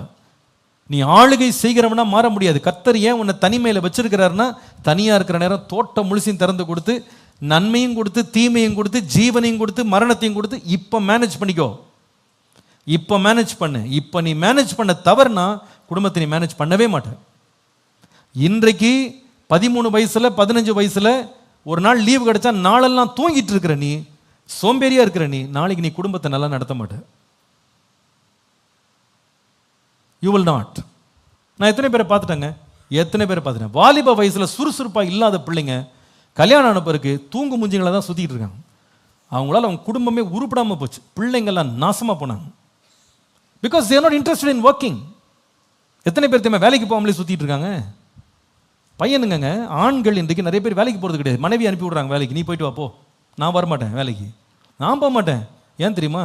Teenage வயசுலேயே அவங்க வேலை செஞ்சு பழகலைங்க. அவங்க they never worked, they wanted an easy life, they never controlled their life. Manage பண்ணி மெயின்டைன் பண்ணாத வாலிப வயதில் இருந்த பிள்ளைங்க வளரும் போது எதையுமே மேனேஜ் பண்ண போகிறதில்ல, மெயின்டைன் பண்ண போகிறது கிடையாது. அவங்களுக்கு வந்து it going to have an easy life. நம்ம ஊரில் அந்த நோகாமல் நொங்கு வரிக்கிறதுன்னு வாங்க பாருங்க, அந்த கதை தான். இந்த மாதிரி பசங்க தான் வேலை செய்யாமல், எந்த உழைப்பும் இல்லாமல், எந்த கஷ்டப்படாமல், எந்த காரியத்திலையும் காரியங்களை மேனேஜ் பண்ணி மெயின்டைன் பண்ண தெரியாதவங்க கல்யாணம் வரும்போது டவுரியில் போய் கேட்குறாங்க, ஏன் அங்கே போய் இந்த லைனில் நிற்கிறாங்கன்னு கேட்டால், ஏன்னா இவனுக்கு வேலை செய்கிறதுக்கு அவனுக்கு வக்கு இல்லை. அதான் நிலைமை. அவன் வந்து கஷ்டப்பட்டு வேலை செஞ்சு பழகி இருந்தான்னா இன்னொருத்தர் கையை அவன் ஏந்தவே மாட்டாங்க, கேட்க மாட்டான் அவன். அது நான் உழைச்சிக்கிடுவேங்க, நான் சம்பாதிப்பேன், நான் வேலை செஞ்சு என் வாழ்க்கையை நான் கட்டிக்கிடுவேன். ஏன்னா நான் அப்படி தான் பழகியிருக்கேன். எனக்கு நீங்களாம் கொடுத்து ஒன்றும் வாழ வேண்டிய அவசியமே கிடையாது. நான் கஷ்டப்பட்டு நான் வாங்கிக்கிடுவேன், கஷ்டப்பட்டு நான் வந்து வளர்ந்துக்கிடுவேன், எனக்கு என்ன இருக்கோ அது போதும்னு தைரியமாக கான்ஃபிடண்ட்டாக போவாங்க அவங்க. ஆனால் அந்த சோம்பேறிகளாக வளர்ந்துட்டு இருக்கான் பாருங்க, அவன்கிட்ட மாட்டின ஆளுங்க ரொம்ப கஷ்டம், ரொம்ப கஷ்டம். தனிமையில் இருக்கிறது எதுக்கு தெரியுமாங்க? ஆண்டவர் ஏன் ஆதாம தனியாக வச்சார் தெரியுமா? மனைவியை கொடுக்குறதுக்கு முன்னாடி ஃபர்ஸ்ட் ஒர்க்கை கொடுத்தாரு. Before you get a wife, get some work. That's what I would say. எழுதி வச்சுக்கிடுங்க, ஒரு நல்ல தாரக மந்திரமாக கூட இருக்கும். Before you get a wife, get a work, get into some job. நீங்கள் வந்து மனைவியை தேடுறதுக்கு முன்னால் ஒரு வேலையை தேடுங்க. உங்களுடைய வாழ்க்கையை முதல்ல நிர்வாகம் பண்ண படிச்சுக்கிடுங்க. காலில் எழும்புறது எப்போ, படுக்க போகிறது எப்போ, நேரத்தை எப்படி நிர்வாகம் பண்ணணும், என் ஹெல்த் எப்படி நிர்வாகம் பண்ணணும், என்னுடைய மூளை எப்படி நிர்வாகம் பண்ணணும், சிந்தனை எப்படி நிர்வாகம் பண்ணணும், எப்படி இதெல்லாம் ஆண்டு கொள்ளணும். நன்மை தீமை இருக்க தான் செய்யும், நல்லது கெட்டது என் முன்னாடி ஆண்டு வச்சு தான் இருப்பார். எல்லாத்தையும் கரெக்டாக மேனேஜ் பண்ணணும். தெரிந்தெடுக்கிற திறனை ஆண்டு கூட தனிமையாக இருக்கும்போது நீ எல்லாத்தையும் நிர்வாகம் பண்ணுன்னு சொல்கிறாரு. ஒரு முறை எங்கள் அப்பாட்ட ஒரு தம்பி வந்து, பாஸ்டர் எனக்கு ஒரு பொண்ணு பாருங்க, கல்யாணம் பண்ணணும் பாஸ்டர் அப்படின்னா. சரிப்பா எங்கே வேலை செய்கிறேன்னு கேட்டார். அவன் சொன்னான், எங்கள் அப்பா ஓசிஎஃப்ல வேலை செய்கிறாருன்னா. நீ எங்கப்பா வேலை செய்கிறன்னா, அப்பா எங்கே வேலை செய்கிறாரா? ஆமாம். இவனுக்கு கல்யாணம் பண்ணி கொடுத்தா இவனை கட்டின மனைவி நிலைமை என்னங்க? எதையுமே நிர்வாகம் பண்ண தெரியாது, எதையுமே எடுத்து செய்ய தெரியாது, சும்மா சோம்பேறியா சுத்திட்டு இருக்குது. வாலிப பிள்ளைகளுக்கு அன்பா சொல்றேன்பா, manage yourself or you will never be a master. Manage your life. கர்த்தர் உன்னை தனிமையா வைத்திருக்கிறதுக்கு நோக்கம் என்ன தெரியுமா? சும்மா சுத்திட்டு இருக்கிறது இல்லை, சும்மா உட்காந்து ஸ்க்ரீனே பார்த்துக்கிட்டு அப்படியே சிரிச்சுக்கிட்டு அப்படியே தூங்கிட்டு எழும்பிக்கிட்டு என்டர்டெயின்மெண்ட்டுக்கு சிரிச்சுக்கிட்டு உட்காந்துருந்தீங்கன்னா ஊர் சிரிச்சிடும். நீ குடும்பம் கட்டும் போது ஊர் சிரிக்கும். You will achieve nothing in your life. நீங்க எதையுமே சாதிக்க மாட்டீங்க. Get out of your screen time, do something that will build your life. உங்க வாழ்க்கையில் ஏதாவது என் வாழ்க்கையில் சாதிச்சேன், நான் அடைஞ்சேன், இந்த வேலையை நான் செஞ்சேன் அப்படின்னு சொல்லி சாதிச்சு வாழ்க்கையை வாழுங்க. வேதம் சொல்லுது, வேலை செய்ய மனம் இல்லாதவன் சாப்பிடாதிருக்க கடவன். If you don't have a heart to work, don't eat. Daily கொஞ்சம் யோசிங்க. அது மாதிரி ஒரு 4 நாள் பட்டி போட்டிங்கன்னா சரியா போயிடும். நீங்கள் நாளெல்லாம் ஸ்க்ரீன் டைமை பார்த்துக்கிட்டு உட்காந்துருக்கானா நீங்கள் சாப்பிடக்கூடாது. ஃபாஸ்டிங்கில் உட்காரு. ஃபாஸ்டிங்கில் ஸ்டார்விங். லீவ் விட்டாங்கன்னு சொல்லி நாளெல்லாம் உட்காந்து படம் பார்த்துட்டு இருந்தியா, ஷார்ட்ஸ் பார்த்துக்கிட்டு இருந்தியா, அன்றைக்கி சாப்பிடாத. வயிறு வலிக்கும் பாருங்க, அப்போ ஒரு பாடமாவது கற்றுக்குவோம். இனிமேல் நம்ம வேலை செய்யாமல் இருக்கவே கூடாது. சில பேருக்கு லீவ் விட்டால் போதும், உட்காந்து புரண்டுக்கிட்டே இருக்க வேண்டியதான் பெட்டில். 11 மணிக்கு எழும்புறது, 12 மணிக்கு எழும்புறது, 12 மணிக்கு வந்து சூரியன் உதிச்சுச்சான்னு செக் பண்ணுறது வேற. என்ன அவலம்! லீவ் விட்ட அர்த்தம் என்ன? தூங்கணும்னு அர்த்தமா? சில பிள்ளைங்க வாரமெல்லாம் ஸ்கூலுக்கு போயிட்டு வந்திருக்கேன், எவ்வளோ டென்ஷனில் இருக்கேன். என்னை பொறுத்த வரைக்கும் அங்கே வந்து சேரில் உட்காந்துட்டு ஆன்னு வாயை பொழந்துட்டு இருக்க தான் ஸ்டூடெண்ட் பண்ணுற வேலை. டீச்சர் தான் ஒவ்வொரு கிளாஸாக போய் உயிர் போக சத்தம் போட்டு கத்திக்கிட்டு இருக்க வேலையெல்லாம் யார் பண்ணுறது? டீச்சர் தான். இவங்க சும்மா உட்காந்துட்டு பாதி நோட்ஸ் எழுதுறது கிடையாது. பக்கத்தில் இருக்க ஃப்ரெண்டோட ஜாலியாக இருந்துட்டு வந்துட்டு, அப்பா உடம்பே முடியல, கை வலிக்குது, கால் வலிக்குது, தோல் வலிக்குது, என்ன சீன் போடுறாங்க. ஒரு நிமிஷம் கூட நின்னது கிடையாது. போன உடனே சேரில் உட்காந்தால் எழும்ப கூட மாட்டார். வீட்டில் இருந்து கட்டி கொடுத்த சாப்பாடை சாப்பிட்டு விட்டு உடம்பு வலிக்குதான். அதே டீச்சரை பார்த்தீங்கன்னா காலைல ஸ்கூலுக்கு வர்றதுக்கு 7 மணிக்கு வீட்டை கிளம்புறதுக்கு முன்னாடியே 5 மணிக்கு எழும்பி குடும்பம் முழுசுக்கும் சமைச்சு கொடுத்து எல்லாருக்கும் வேலை செஞ்சு, அந்த அம்மா வந்து கிளாஸை நாளெல்லாம் பாவம் உயிர் போக கத்தி கூப்பாடு போட்டு பாடம் நடத்திட்டு வீட்டுக்கு போன உடனே போகிற வழியே காய்கறி வாங்கிட்டு போய் திருப்பி சமைக்கணும். அந்த அம்மா ராத்திரி 10 மணி வரைக்கும் வேலை இருக்குது. அந்த அம்மாக்கே உடம்பு வலிக்கல. உடம்பு வலிக்கிறது யாருக்கு தான்? சும்மா சாப்பிட்டு உட்காந்துருக்காரு பாருங்க நம்ம ஜமீன்தார், அவருக்கு தான் உடம்பு வலிக்குது. கை வலிக்கு, கால் வலிக்கு, கழுத்து வலிக்குது, வயிறு வலிக்குது.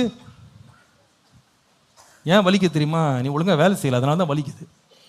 ஒழுங்கா வேலை செஞ்சா எதுவுமே என்ன பண்ணாது, வலிக்காது. வலிச்சாலும் தெரியாது, வலிச்சாலும் தெரியாது. ஒரு ஆமீன் சொல்லுங்கள். எதுக்கு ஆமீன் சொன்னீங்க? எதுக்கு ஆமீன் சொன்னீங்க? இன்னிலேருந்து என்ன செய்யணும்? வேலை செய்யணும். தனியாக இருக்கிறேன்னு சொல்லிட்டு சும்மா இருக்கக்கூடாது. அப்பா அம்மா வேலை செய்கிறாங்கன்ட்டு நம்ம ஜாலியாக சுற்றக்கூடாது. You have to maintain and you have to manage. சொல்லுங்க, மெயின்டைன். சத்தமாக சொல்லுங்க, மெயின்டைன், மேனேஜ். சத்தமாக எல்லாம் சொல்லுங்களேன், புரியலனாலும் பரவாயில்ல, சொல்லுங்க, அப்போ சொல்லித்தரேன். Maintain, manage. இதை 2 வார்த்தையும் மறந்துடக்கூடாது. நீங்கள் இது 2 செய்யலைன்னா நீங்கள் மாஸ்டர் ஆகவே மாட்டீங்க. எல்லாவற்றையும் பராமரிக்க வேண்டும், எல்லாவற்றையும் நிர்வாகம் பண்ணணும். அந்த பழக்கத்தை சின்னதுலேருந்தே படிச்சுக்கிடுங்க, தனியாக இருக்கும் போதே படிச்சுக்கிடுங்க. அப்போ நீங்கள் யாராக மாறுவீங்கன்னா, ஆண்டவர் அந்த தனிமையில் அவனுக்கு ஒற்று கொடுத்த பெரிய ஒரு தயவு என்னன்னு கேட்டீங்கன்னா, நன்மை என்னன்னா, ஆண்டு கொள்ளுவீர்கள். எல்லாரும் சொல்லுங்க. அப்போ ஃபர்ஸ்ட் பாசிபிலிட்டி இன் லோன்லினஸ் என்னன்னு கேட்டால், டேக்கிங் கண்ட்ரோல். எல்லாரும் சொல்லுங்க, என்னது? டேக்கிங், ஆளுகையை எடுத்துக்கொள்வது. ரெண்டாவது செகண்ட் பாசிபிலிட்டி இன் லோன்லினஸ், எழுதுங்க. In loneliness you can actually become very creative. ஆக்கப்பூர்வமான படைப்பாற்றல் உள்ளவர்களாக இருக்க தனிமை ஒரு பெரிய வாய்ப்பை நமக்கு தருகிறது. எழுதுனீங்களா? எல்லாரும் எழுதுங்க, தயவுசெய்து எழுதுங்க. அந்த ஸ்கிரீனை பார்த்து எழுதிருங்க.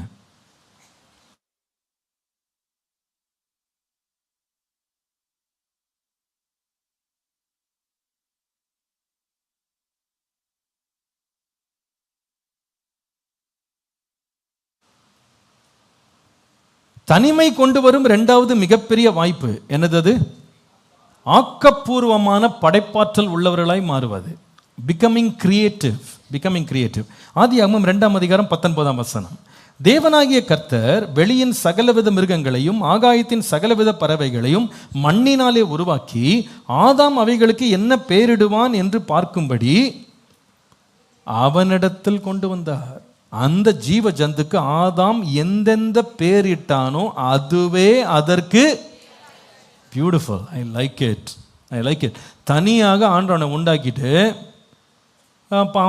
மனுஷன் தனிமையாக இருக்க நல்லது இல்லை, போய் படுத்து தூங்கிப்பா அப்படின்னு சொல்ல, சகலவித வெளியின் மிருகங்கள் ஆகாயத்தின் சகலவித பறவைகள் மண்ணினாலே உருவாக்கின அத்தனையும் தேவன் கொண்டு வந்து பேர் வைனாராம். நம்ம இதை ஒரு வரில் படிச்சுட்டு போயிட்டோம். நான் இன்னைக்கு உட்காந்து தேடினேன், எத்தனை மிருகங்கள் எத்தனை பறவைகள் ஊரும் பிராணிகள் எல்லாம் இருக்குன்னு தேடினா 2022 அவங்க எடுத்த பட்டியலில் உலகத்தில் வந்து ஜீவராசிகள் மாத்திரம் கிட்டத்தட்ட 23 லட்சம் இருக்கிறதாம். 23 லட்சம் வகையான 2.3 million species on the planet. 23 லட்சம் ஜீவராசிகள் வகைகள் இருக்கிறதா. நீங்களாம் எழுதிக்கிடுங்க, அப்படியே என்ன ஆன்னு பார்க்காதீங்க. நீங்கள் எழுதுனீங்கன்னா உங்களுக்கு அப்புறமா கூட படித்தா உங்களுக்கு புரியும். இதில் கிட்டத்தட்ட 10 லட்சம் பூச்சிகள் இருக்கிறதாம். பூச்சி வகைகள் எத்தனை? பூச்சிகள் எத்தனை? 10 லட்சம். அதுக்கப்புறமா பறவைகள் வந்து 11,000 வகை பறவைகள் இருக்கிறதாம். 11,000 வெரைட்டிஸ் ஆஃப் பேர்ட்ஸ். அப்புறமா 11,000 வெரைட்டிஸ் ஆஃப் ரெப்டைல்ஸ், ஊரும் பிராணிகள், பாம்பு, இந்த பூராங்கிறான், இந்த மாதிரிலாம் இருக்குல்ல, எல்லாம் அந்த ஊறுறது, இது எல்லாமே வந்து கிட்டத்தட்ட 11,000 வெரைட்டி இருக்கான். அதுக்கப்புறமா மேமல்ஸ், அதாவது மிருகங்கள் என்று சொல்கிறோம்ல, அவைகள் 6,000 வகை மிருகங்கள் இருக்கான். 6,000. இன்செக்ட்ஸ் வந்து 10 லட்சம், பறவைகள் 11,000, ஊரும் பிராணிகள் 11,000, அப்புறமா மேமல்ஸ் மிருகங்கள் வந்து 6,000 வகை மிருகங்கள். இத்தனைக்கு ஆண்டவர் ஒன்றை கூட விடாமல் கொண்டு வந்து லைனாக நிறுத்தி எல்லாத்துக்கும் பேர் வைனாரா. கொஞ்சம் கற்பனை பண்ணி பாருங்க, 23 லட்சம் வகையை கொண்டு வந்து 23 லட்சத்துக்கு பேர் கண்டுபிடிக்கிறது எவ்வளோ பெரிய வேலைன்னு யோசித்து பாருங்க. இதெல்லாம் எப்போ கொடுத்தாருன்னா மனைவியை பார்க்கறதுக்கு முன்னால், மனைவிக்கு ஏவாள்னு பேர் வைக்கிறதுக்கு முன்னால் இவர் என்ன பண்ணியிருக்கிறாரு, அத்தனை மிருகங்களுக்கும் பேர் வச்சாரா. அந்த பேரே அதற்கு பேராக மாறினது என்று வேதம் சொல்லுகிறது. அப்போ தனிமையில் ஒரு மனுஷனுக்கு கிடைக்கிற மிகப்பெரிய வாய்ப்பு என்னன்னா, பிகம் கிரியேட்டிவ். ஆண்டவர் சிருஷ்டித்துட்டு பேர் வைக்கல, நீ பேர் வைனாரு. நீ வந்து ஆக்கப்பூர்வமாக ஏதாவது ஒன்று படைப்பாற்றலை கொண்டு வாப்பா. Become creative. புதிதாக சிந்தி, புதிதாக யோசி, புதிதாக காரியங்களை செய். அந்த மாதிரி ஒரு படைப்பாற்றல் நமக்குள்ள வேணும்னு எல்லாரும் ஆசைப்படணும், கிரியேட்டிவாக இருக்கணும். அதுக்கு நம்ம மூளையை கசக்கினா போதும், ஆண்டவர் உள்ள இருந்து ஞானத்தை கொண்டு வருவார். விசுவாசிக்கிற ஆமேன்னு சொல்லுங்க. அப்படி விரும்பணும். இருக்கதே போதும், படித்ததே போதும், பார்த்ததே போதும் அப்படின்னு போகக்கூடாது. நிறைய கற்றுக்கணும், நிறைய படிக்கணும், நிறைய தெரிஞ்சுக்கணும், நிறைய புதுசாக செய்யணும் அப்படின்னு ஆசைப்படணும். அப்படி ஆசைப்பட்டீங்கன்னா ஆண்டவர்கிட்ட கிருபை கேட்டால் கர்த்தர் தருவார். ஆதாமுக்கு கிருபை கொடுத்தாரு, நமக்கும் தேவன் என்ன செய்வார் பாருங்க. 1 ராஜாக்கள் 4ஆம் அதிகாரம் 29-34 வசனங்களை வாசிப்பீங்களான்னா, சாலமோன் ராஜாவை பற்றி எங்க வாசிக்கிறோம். அந்த சாலமோன் ராஜாவுக்கு தேவன் கொடுத்த மிகுதியான ஞானத்தையும் புத்தியையும் கடற்கரை மணலத்தனையான மனோவிருத்தியையும் கர்த்தர் கொடுத்தாராம். அவன் சகல கிழக்கத்தி புத்திரின் ஞானத்தையும் எகிப்தின் சகல ஞானத்தை பார்க்கலும் சாலமோனின் ஞானம் சிறந்ததாக இருந்தது. 32-33 வசனம் பாருங்களேன். அவன் 3000 நீதிமொழிகளை சொன்னான். அவனுடைய பாட்டுகள் 1005. லீபனோனில் இருக்கிற கேதுரு மதங்கள் முதற்கொண்டு சுவரில் முளைக்கிற ஈசோப்பு பூண்டுகள் வரையும் உள்ள மரம் முதலியாக சகல தாவரங்களை குறித்து, மிருகங்கள், பறவைகள், ஊரும் பிராணிகள், மச்சங்கள் ஆகிய இவைகள் எல்லாவற்றையும் குறித்து வாக்கியங்களை சொன்னான். இவன் ஞானத்துக்கு கேட்குற பூமியிலேருந்து எல்லாரும் வந்தாங்களாம். பாஸ்டர், நான் கூட ஆதாம் மாதிரி எல்லாம் பேர் வைக்கலான் இருக்கேன்னா பேர்லாம் வச்சாச்சு, நீங்கள் அந்த வேலையை செய்ய வேணாம். நீங்கள் அந்த மாதிரி புதுசாக ஒரு முயற்சி எடுக்கிறேன்ட்டு கிரியேட்டிவாக நான் எல்லாத்துக்கும் பேர் வைக்க போகிறேன்னு எழும்பி ஓட வேணாம். அந்த வேலையை ஏற்கனவே ஆதாம் முடிச்சிட்டார். ஆனால் சாலமோன் என்ன பண்ணார்னா பேர் வைக்கல. எல்லாம் மரம், பூச்சி, பூண்டு, மிருகங்கள், பறவைகள் எல்லாத்தை பற்றி கவிதை எழுதினாராம். அப்படின்னா அர்த்தம், ஹி வாஸ் அப்சர்விங் எவ்ரிதிங். சும்மா வீட்டுக்குள்ளேயே அடைச்சிக்கிட்டு உட்காந்துருக்குது இல்லை. நிறைய பிள்ளைங்க இன்னைக்கு வீட்டுக்குள்ளேயே அடைச்ச கூட்டுக்கிளியை போல மாறிவிட்டார்கள். நீ நிறைய பேருக்கு ஜன்னல் கூட திறக்க வேண்டியதில்லை. வீட்டு பக்கத்துலேருந்து வளர்றது மாமரமா தென்னை மரமான்னு கூட தெரியாது பிள்ளைங்களுக்கு. அப்படி நம்ம அவ்வளோ அறிவுள்ள பிள்ளைகளை வளர்த்து வச்சுருக்கோம். பிளேட்டில் போடுறது பாவக்காயா கோவக்காயான்னு தெரில. அவ்வளவு அறிவு இன்றைக்கி எல்லாருக்கும். எதுவுமே தெரியாமலே பிள்ளைங்க வளர்றாங்க. எது பிரயோஜனமானதோ அதை பற்றி என்ன பண்ணுறது இல்லை, பிள்ளைங்க படிக்கிறது இல்லை. ஆனால் அந்த மாதிரி ஒரு எக்ஸ்போஷர் இருக்கணும். சாலமோன் ரொம்ப ஞானம் உள்ளவனா நீதிமொழிகளை எழுதிட்டு அப்படியே உட்காந்து இல்லைங்க, அவன் வந்து பறவைகளை போய் பார்த்தானா, மிருகங்களை பார்த்தான், பூச்சிகளை பார்த்தான், எல்லாத்தையும் பார்த்துட்டு அதை பார்த்து எழுதினான். அதனால தானே போட்டிருக்கு, சோம்பேறியே எவ்வளோ நேரம் நீ தூங்குவ, எறும்பை போய் பாரு, அதுக்கு தலைவு இல்லாமல் இருந்தாலும் அது என்ன செய்யுது, அது கோடை காலத்துக்காக மாரி காலத்துக்காக கோடை காலத்தில் என்ன செய்யுது, ஆகாரத்தை சேர்த்து வைக்குது. ஆச்சரியமான 6 காரியம் இருக்குது, அதிசயமான 7 காரியம் இருக்குன்னு சொல்லிட்டு அதில் ஒரு 7 மிருகத்தை பற்றி எழுதுறாரு. அப்போனா he was a very observing person. நான் சொல்லுவேன், if you want to be creative, be very observant. போய் கவனிங்க, அப்படியே உட்காந்து தூங்கிட்டு இருக்காதீங்க, எதையாவது ஒன்று பார்த்துட்டு இருக்காதீங்க. Observe, learn. ஸ்க்ரீன் டைம் ஏதாவது பண்ணுறீங்களா, learn something that can be useful to you. பிரயோஜனமாக உங்கள் சிந்தனையை தூண்டி விடுகிற போல எண்ணங்களை உருவாக்குகிற காரியங்களை போய் கவனித்து படிங்க. Learn English, learn science, learn mathematics. கர்த்தர் உனக்கு எந்த இடத்துல உன்னை திருப்புறாரோ அந்த இடத்துல உன்னை நீ நல்ல திறமை உள்ளவனா மாறிக்கொள், கிரியேட்டிவாக மாறு. அப்படியே இருக்கிறபடியே போனால் போதும்னு நினைக்கக்கூடாது. தனிமையின் காலம் வந்து it's a time of learning. It's a time of learning. என்னுடைய வளரும் காலங்களில் என் காலேஜெலாம் முடிச்சுட்டு நான் வந்த பிறகு நான் உண்மையாக சொல்ல போனால் நான் வந்து ஃபார்மல் எஜுகேஷன் படித்ததை விட இன்ஃபார்மல் எஜுகேஷன் நிறைய படிக்க ஆண்டவர் கிருபை கொடுத்தார். ஃபார்மலாக நான் போய் ஸ்கூலில் காலேஜில் போய் பாடத்தை படித்து நான் மார்க் வாங்கி பட்டம் வாங்கினதை விட இன்ஃபார்மல் லேர்னிங் ஆண்டவர் கிருபை நிறைய படிக்க வச்சார். மேகசின்ஸ் படிப்பேன், புக்ஸ் படிப்பேன், இன்னைக்கு வரைக்கும் படிச்சுட்டு இருக்கேன். டெக்னாலஜிஸ் பற்றி படிப்பேன், எந்த ஃபீல்டையும் விட்டு வைக்கிறது எல்லாத்தையும் கொஞ்சம் படித்து கிடிச்சு ஆராய்ச்சி பண்ணி அதோடைய விளைவு என்னென்னா, அது எனக்கு மாத்திரமல்ல அநேகருக்கு ஆசீர்வாதமாக கர்த்தர் மாற்றி இருக்கிறார். கனம் பெற்றவனாய் கர்த்தர் மாற்றியிருக்கார், பிரயோஜனம் உள்ளவனாக மாற்றி இருக்கிறார். எந்த டிஸ்கஷன்லேயும் உட்காந்து பேசுறதுக்கு முன்னாடி ஒரு கண்டிப்பாக ஒரு ரிவ்யூ பண்ணிவிடுவேன், எல்லாத்தையும் ஓரளவு படிச்சிருவேன். செய்தி எடுக்கணும்னா கூட பல ரிவ்யூஸ் படிச்சிருவேன். நான் ஒரு இன்செக்ட் பற்றி பேசுகிறேன், ஏதாவது ஒன்று பேசுகிறேன்னா அதை பற்றி என்னெல்லாம் ஸ்டடீஸ் இருக்குன்னு ஓரளவுக்கு படிச்சிருவேன். அதை பற்றி என்னென்ன வீடியோஸ் இருக்குன்னு எல்லாம் பார்த்துருவேன். எல்லாத்துக்கும் ஒரு பேக்ரவுண்ட் ஸ்டடி பண்ணிவிடுவேன். இன்றைக்கு வரைக்கும் பண்ணுறேன். உங்களையும் உற்சாகப்படுத்துகிறேன். தனிமை நேரங்களை க்ரியேட்டிவாக மாறுங்க. போயம்ஸ் எழுதுங்க, என்ன அப்சர்வ் பண்ணி பெயிண்டிங்ஸ் பண்ணுங்க. It will actually excite your mind. பாட்டு கற்றுக்கிடுங்க, பாட்டு எழுதுங்க. ரிலீஸ் ஆகணும்னு அவசியம் இல்லை, ஜஸ்ட் டூ இட். நானும் சின்ன வயசில் எத்தனையோ போயம்ஸ் தான் எழுதியிருக்கேன். நிறையா பெக்கர்ஸை பார்த்து 2 போயம் எழுதி வச்சுருக்கேன். பிச்சைக்காரர்களை பார்த்து 2 போயம் எழுதினேன். அவங்களுடைய நிலைமையை பார்த்துட்டு இங்கிலீஷில் போயம் எழுதி அதை ஆன்லைனில் பப்ளிஷ் பண்ணேன். நான் பாடல்களை எழுத ஆரம்பித்தேன், மியூசிக் இன்ட்ரெஸ்ட் காட்ட ஆரம்பித்தேன். நிறைய காரியங்கள். இப்போ எனக்கு இந்த ஃபீல்டெலாம், உங்களுக்கு நிறைய ஃபீல்டு இருக்கும். எவ்வளவோ ஆண்டர் கிரியேட்டிவ் எனர்ஜி உள்ளே வச்சுருப்பார். தனியாக இருக்கிறேன்னு சொல்லிட்டு அப்படியே முடங்கி கிடக்காதீங்க. Spread your wings and fly. Sky is the limit. when you are lonely, become very creative. கிரியேட்டிவாக மாறுங்க. ஸ்போர்ட்ஸ் உங்களுக்கு இஷ்டமா, ஸ்போர்ட்ஸை நல்லா போய் இன்வால்வ் பண்ணுங்கள். Come out to the world and see the sun. வீட்டுக்குள்ளேயே முடங்கி கிடக்காதீங்க. வெளியே வந்து அநேக காரியங்களை கற்றுக்கொள்ளணும், படிக்கணும், தெரிந்து கொள்ளணும். என்னுடைய மூளையை நான் சரியாக பயன்படுத்தணும். கர்த்தர் எனக்கு கொடுத்த ஞானத்தை வந்து கிரியேட்டிவாக நான் யூஸ் பண்ணணும் அப்படின்னு பயன்படுத்துங்க. ஆண்டவர் ஆதாமை அப்படி தான் செய்தார். தனிமையில் அத்தனை மிருகங்களுக்கு பேர் வைக்கிறவனாய் மாறினான், எல்லாத்தையும் நிர்வாகம் பண்ணுகிறவனாய் மாறினான். ஆண்டவரே எனக்கு அந்த கிருபையை தாங்கன்னு கேளுங்க. எத்தனை பேருக்கு அந்த மாதிரி ஒருலாம் இருக்கணும்னு நினைக்கிறீங்க? கிரியேட்டிவாக இருக்கணும்னு நினைக்கிறவங்க ஒரு ஆமேன்னு சொல்லுங்க. ஆமாம், மனைவிமார் கூட கொஞ்சம் கிரியேட்டிவாக சமைக்கலாம் கற்றுக்கிடுங்க. சில பேர் இந்த 40 வருஷமா அதே சாம்பார் தான் ஓடிக்கிட்டு இருக்கு.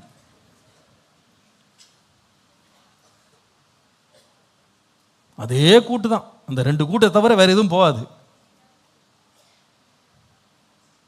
அநேக கணவன்மார் எங்கே போய் சொல்கிறேன்னு தெரியாமல் உட்காந்துருக்கான். கொஞ்சம் க்ரியேட்டிவாக இருங்க. எப்படி நம்ம பண்ணலாம், எப்படி புதுசாக செய்யலாம், வீட்டை எப்படி நிர்வாகம் பண்ணலாம், பணத்தை எப்படி நிர்வாகம் பண்ணலாம், எப்படி நம்ம இந்த நிர்வாகத்தில் வந்து நீங்கள் வளரணும், க்ரியேட்டிவாக மாறணும். அல்லேலூயா. ஊழியம் செய்கிறதுலையும் க்ரியேட்டிவாக இருக்கணும், புதுசாக யோசிக்கணும். நிறைய பேர் என்கிட்ட வந்து கேட்பாங்க, எப்படி பாஸ்டர் தான் யோசிக்கிறீங்க? உட்காந்து யோசிக்கிறது தான். உட்காந்து ஜனங்களை கவனிக்கும் போது, பார்க்கும்போது, பேசும்போதே என்ன செய்யலாம், இதுக்கு எப்படி உதவி செய்யலாம் பார்க்க தான் ஆண்டு கிருபையில் இப்போ 32 வகையான ஐக்கியங்கள் உண்டாயிருக்கு சபையில். அது எவ்வளோ பேருக்கு ஆசீர்வாதமாக இருக்குது, எவ்வளோ பேரை வாழ வச்சிருக்கு, எவ்வளோ பேரை உயர்த்தி இருக்கு. அப்போ நாம் நேரத்தையும் சமயத்தையும் நம்ம கொடுக்கும்போது கர்த்தர் நமக்கு வேண்டிய ஆலோசனை கர்த்தர் தருவார். ஒரு ஆமீன் சொல்லுங்கள். பாசிபிலிட்டி நம்பர் 3 இன் லோன்லினஸ். ஆதாமை தேவன் தனியாக வச்சு அதில் அவனுக்கு கொடுத்த சில ரொம்ப அருமையான வாய்ப்புகள் 3வது எழுதுங்க. He remained confident in the Lord. தேவன் மேல் நம்பிக்கை உள்ளவனாய் இருங்கள். ஆதாம்கிட்ட கற்றுக்கொள்ளக்கூடிய ஒரு அருமையான பாடம். தேவன் மேல் நம்பிக்கை உள்ளவனாய் இருந்தான், தனிமையில். ஆண்டவர் சொன்னார், மனுஷன் தனிமையாக இருப்பது நல்லதல்ல அப்படின்னு சொன்னார். பாவம் ஆதாமுக்கும் அதை கண்டுபிடிச்சார். ஏன்னா எல்லா மிருகத்துக்கு பேர் வைக்கும்போது எல்லாம் ஒவ்வொன்று பேர் சூட்டிட்டு வரும்போது வேதம் சொல்லுது, ஆதாமுக்கோ இன்னும் ஏற்ற துணை காணப்படவில்லை. அப்போ நாயை பார்த்தாலும் தெரில, குரங்கை பார்த்தாலும் தனக்கு துணையாக தெரில, பூனையை பார்த்தாலும் தனக்கு துணையாக தெரில, எதை பார்த்தாலும் தன்னோட செட் ஆக மாட்டேங்குது. இப்படி அவர் யோசிச்சுட்டு இருக்கும்போது வேதம் சொல்லுது, தேவன் அவனுக்கு துணையை தருவார்னு காத்திருந்தான். அதை தான் நீங்கள் ஆதியாகமம் 2ஆம் அதிகாரம் 21ஆம் வசனத்திலிருந்து படிக்கும்போது, தேவனாகிய கர்த்தர் ஆதாமுக்கு அயர்ந்த நித்திரை வரப்பண்ணினார், அவன் நித்திரை அடைந்தான். அவன் விலா எலும்புகளில் ஒன்றை எடுத்து அந்த இடத்தை சதையினால் அடைத்தார். தேவனாகிய கர்த்தர் தாம் மனுஷனில் எடுத்த விலா எலும்பை மனுஷியாக உருவாக்கி அவளை மனுஷனிடத்திற்கு கொண்டு வந்தார். ரொம்ப அழகா இருக்குல்ல இது. அதாவது எல்லாமே ஜோடியாக நிற்கிது, இவர் மட்டும் தனியாக நிற்கிறார். பேர் வச்சுட்டு உட்காந்துட்டு எப்படி இருக்கும்? ஆனால் அவர் என்ன செய்தார்னா, கர்த்தர் அயர்ந்த நித்திரை கொண்டு தூங்கிட்டாராம். என்ன தூங்கினார்னா, கர்த்தர் கொண்டு வருவார். அப்போ எவ்வளோ ஃப்ரீயாக இருந்தார் பாருங்க, எவ்வளோ கவலை இல்லாமல் இருந்தார் பாருங்க. கர்த்தர் ஏற்ற சமயத்தில் கொண்டு. அது வரைக்கும் நான் என்ன செய்வேன், தோட்டத்தை பண்படுத்துவேன், தோட்டத்தை காப்பேன், மிருகங்களுக்கு எல்லாம் பேர் வச்சுக்கிட்டு பிஸியாக தான் இருந்திருக்கிறார். அவர் தனக்கு ஏற்ற துணை வர்ற வரைக்கும் பிஸியாக இருந்திருக்கார். லைஃப்பை he never took it for granted. சோம்பேறியாக இல்லவே இல்லை, நல்ல சுறுசுறுப்பாக தன் வாழ்க்கையை கட்டி கொண்டே இருந்தார். ஆனால் அவருக்கு ஒரு ஆழ்ந்த நம்பிக்கை இருந்தது, என்னுடைய குறைவை கர்த்தர் நிறைவாக்குவார். அல்லேலூயா. அதனால தூக்கம் எப்படி இருந்துச்சுன்னா நிம்மதியாக இருந்துச்சு. நிறைய பேர் தூங்குறது கிடையாது, அதான் பிரச்சனை. தூக்கமே நிம்மதியாக இருக்கிறது இல்லை. தூக்கத்திலே சேட்டிங், தூக்கத்திலே டெக்ஸ்டிங், தூக்கத்திலே செக்கிங், எல்லாமே நடக்குது தூக்கத்தில். நீங்கள் சேட்டிங்கும் பண்ணணும்னா டெக்ஸ்டிங் பண்ணனால நிம்மதியாக தூங்குங்க. எப்படி தூங்குறீங்கன்னா, கர்த்தர் மேல் நம்பிக்கை வச்சு தூங்குறேன், கர்த்தரனுக்கு ஏற்ற துணையை கர்த்தர் என்ன பண்ணுவார், கொண்டு வர்றார். என் வாழ்க்கையில் கொண்டு வர வேண்டிய மனிதர்களை கர்த்தர் தீர்மானம் பண்ணியிருக்கிறாரு. கரெக்டான நேரத்தில் கர்த்தர் கொண்டு வருவார். நான் ஏன் கலங்கணும், நான் ஏன் பயப்படணும், நான் ஏன் இன்செக்யூராக ஃபீல் பண்ணணும்? நான் கர்த்தர் எனக்கு கொடுத்த நேரத்தையும் சமயத்தையும் பலத்தையும் சுகத்தையும் நான் சரியான விதத்தில் பயன்படுத்துகிறேன். கர்த்தரின் காரியங்கள் எல்லாம் வாய்க்க பண்ணுவார். விசுவாசிக்கிற ஆமீன் சொல்லுங்கள். சங்கீதம் 4:8, சமாதானத்தோட படுத்துக்கொண்டு நித்திரை செய்வேன், கர்த்தாவே நீர் ஒருவரே என்னை சுகமாய் தங்க பண்ணுகிறீர். 127ஆம் சங்கீதம் 3ஆம் வசனம், தமிழில், இங்கிலீஷில் 2ஆம் வசனம். நீங்கள் அதிகாலையில் எழுந்து நேரப்பட வேலையில தரித்து வருத்தத்தின் அப்பத்தை சாப்பிடுவது வருதா, அவரே தமக்கு பிரியமானவனுக்கு நித்திரை அளிக்கிறான். நீதிமொழிகள் 3ஆம் அதிகாரம் 24ஆம் வசனம், நீ படுக்கும்போது பயப்படாதிருப்பாய், நீ படுத்துக்கொள்ளும்போது உன் நித்திரை இன்பமாயிருக்கும். சங்கீதம் 3:5-6, சங்கீதம் 3:5-6, நான் படுத்து நித்திரை செய்தேன், விழித்துக் கொண்டேன், கர்த்தர் என்னை தாங்குகிறார். எனக்கு விரோதமாய் சுற்றிலும் படையெடுத்து வருகிற 10,000 பேருக்கும் நான் பயப்படேன். மார்க் எழுதின சுவிசேஷம் 4ஆம் அதிகாரம் 26-28 ரொம்ப எனக்கு பிடிச்ச ஒரு ஓமானம். அதில் இயேசு தேவனுடைய ராஜ்யத்தை பற்றி பேசும்போது சொல்லுகிறார், ஒரு மனுஷன் நிலத்தில் போய் விதை விதைத்தான், இரவிலே தூங்கினான், பகலிலே விழித்து பார்த்தபோது அவனுக்கே தெரியாத விதமாய் விதை முளைத்து பயிராகிறதுக்கு ஒப்பாய் இருக்கிறது. எப்படி என்றால், நிலமானது முன்பு முளை, பின்பு கதிரில் நிறைந்த தானியத்தை பலனாக தானாய் கொடுக்கும். தானாய் கொடுக்கணும் என்ன அர்த்தம்? அதுதான் பவுல் எழுதும்போது சொல்றார், நான் நட்டேன், அப்பல்லோ நீர் பாய்ச்சினான், தேவனை விளைய செய்தார். அப்படின்னா தானாய் விளையும்னா பின்னால் கர்த்தர் இருக்கிறார். நான் நடுவேன், நான் நீர் பாய்ச்சுவேன், ராத்திரி நல்லா தூங்குவேன், ஏன்னா கர்த்தர் விளைய செய்வார். அல்லேலூயா. நீங்கள் மேனேஜ் பண்ணுங்கள், நீங்கள் எல்லாத்தையும் மெயின்டைன் பண்ணுங்கள். Become a master over every thing. எல்லாவற்றையும் ஆளுகை செய்கிறதுக்கு உங்களை நீங்கள் ஆயத்தப்படுத்திடுங்க. Become very creative. நீங்கள் ரொம்ப க்ரியேட்டிவாக இருங்க. எல்லாத்துலேயும் புதுசாக செய்யணும், நல்லா செய்யணும், அழகாக செய்யணும் அப்படின்னு வித்தியாசமான காரியங்களை செய்கிறதுக்கு ஆண்டவர் கொடுத்த ஞானத்தை நல்லா பயன்படுத்துங்க.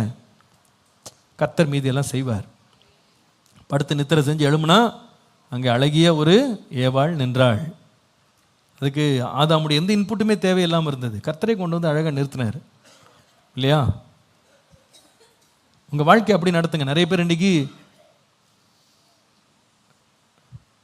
வேலைக்கு போகிறேன், அதுக்கு போகிறேன், இதுக்கு போகிறேன்ட்டு கடைசியில் இது நமக்கு துணையாக இருக்குமான்னு தேடிட்டு அலைஞ்சிட்டு இருக்காங்க. அப்படி நீங்கள் அப்படி ஆதங்கப்பட வேண்டிய அவசியம் இல்லை. ஆதாம் ஆண்டு பேரோட சொன்னால், ஆண்டவரே பேர் வச்சேன், இந்த மாடு தான் ரொம்ப நல்லா இருந்துச்சு, எனக்கு துணையாக எடுத்துன்னு வந்துட்டேன் ஆண்டவரேன்னு சொல்லிட்டு வரல. இந்த நாய் தான் ஒன்று கிடச்சிது, இது ரொம்ப நல்லா இருக்குது, புசு புசுன்னு இருக்குது, இந்த நாய் என் துணையாக வச்சுக்கிறேன் ஆண்டவரேன்னு வரும்போது ஒரு நாயை தூக்கிட்டு வரல. விட்டான், கர்த்தர் பார்த்துக்கிடுவார். எல்லாத்துக்கும் ஜோடி கொடுத்த ஆண்டவர் எனக்கு என்ன கொடுப்பாரு? கொடுப்பாருன்னு விசுவாசிக்கணும். ஒரு ஆமேன் சொல்லுங்கள். புரிஞ்சவங்களுக்கு புரியும். ஒருத்தரை விருப்பம் கொள்றது தப்பு கிடையாது, ஆனால் அதை பற்றி ரொம்ப ஆதங்கப்படாதீங்க, ரொம்ப கவலைப்படாதீங்க, ரொம்ப ஸ்ட்ரெஸ்ட் ஆகிடாதீங்க. கர்த்தர் எனக்காக யாவையும். ஆனால் நீங்கள் செய்வார்ன்ட்டு சும்மா படுத்து தூங்கக்கூடாது. நீங்கள் தூங்குறதுக்கு முன்னால் வேலை செய்யணும். வேலை செஞ்சுட்டு தான் தூங்கணும். தூங்குறதே வேலையாக வச்சுருக்கக்கூடாது. வேலை செய்யணும், க்ரியேட்டிவாக இருக்கணும், உங்களை நீங்கள் வளர்த்து கொள்ளணும். அப்புறமா நிம்மதியாக தூங்குவீங்களானா கர்த்தர் எழுந்திருக்கும் போது நன்மையை காண செய்வார்.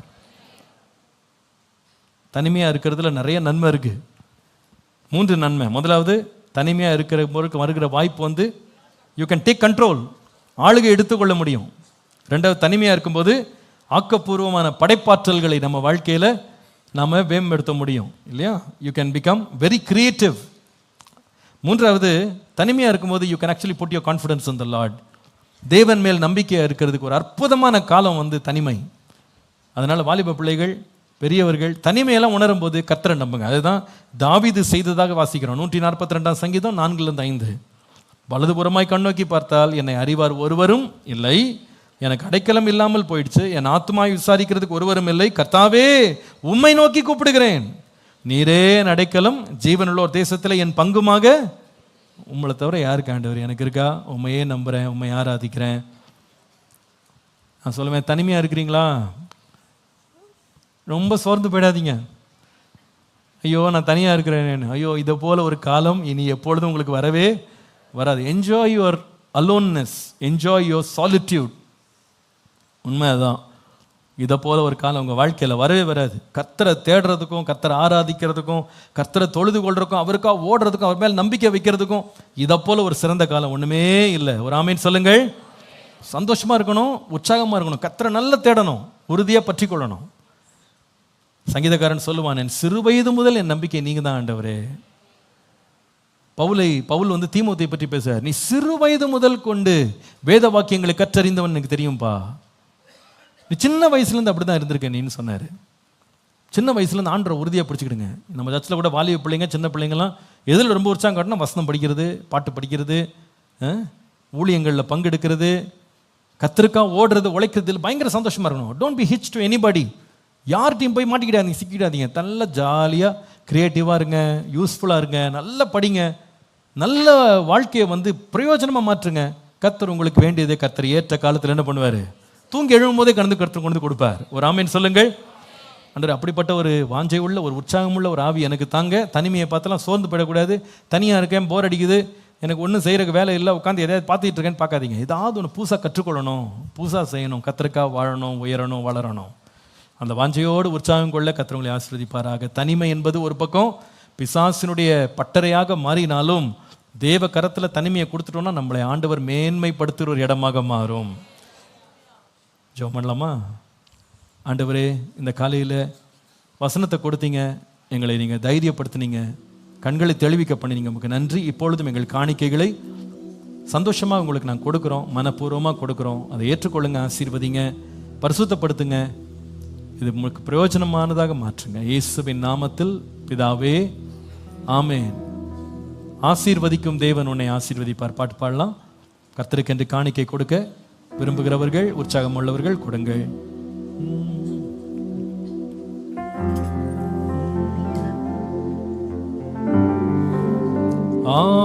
ஆசீர்வதிக்கும் தேவன் உன்னை ஆசீர்வதிப்பாரே. பாடுவோம். ஆசீர்வதிக்கும் என்னை என்னை ஆசீர்வதிப்பாரே. பாடுங்க. துதி ஸ்தோத்திரம் இயேசு ராஜா, துதி உமக்கே என்றுமே. துதி ஸ்தோத்திரம் இயேசு ராஜா, துதி உமக்கே என்றுமே. ஆசீர்வதிக்கும் தேவன் என்னை ஆசீர்வதிப்பாரே. ஆசீர்வதிக்கிறவர், ஆசீர்வதிக்கும் தேவன் என்னை ஆசீர்வதிப்பாரே. ஆபிரகாமை ஆசீர்வதித்தார், ஆபிரகாமை ஆசீர்வதித்தவர் ஆசீர்வதிப்பாரே. ஈசாக்கை ஆசீர்வதித்த தேவன் ஆசீர்வதிப்பாரே. ஆபிரகாமை ஆசீர்வதித்தவர் ஆசீர்வதிப்பாரே. ஈசாக்கை ஆசீர்வதித்த தேவன் ஆசீர்வதிப்பாரே. ஆசீர்வதிக்கும் தேவன்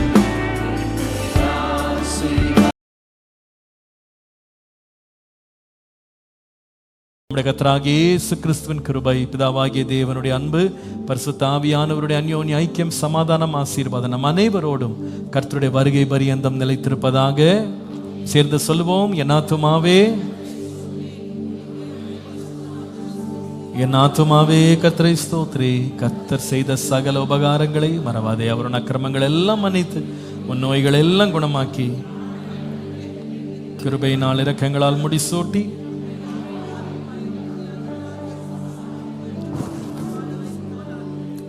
ஆமென், ஆமென். Praise the Lord.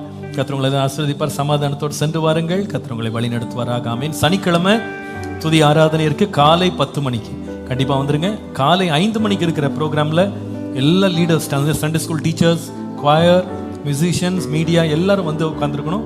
வந்து காலைல வந்து கர்த்தரை நம்ம நோக்கி கூட போறோம். கர்த்தர் நம்மை ஆசீர்வதிப்பார். ஆமென்.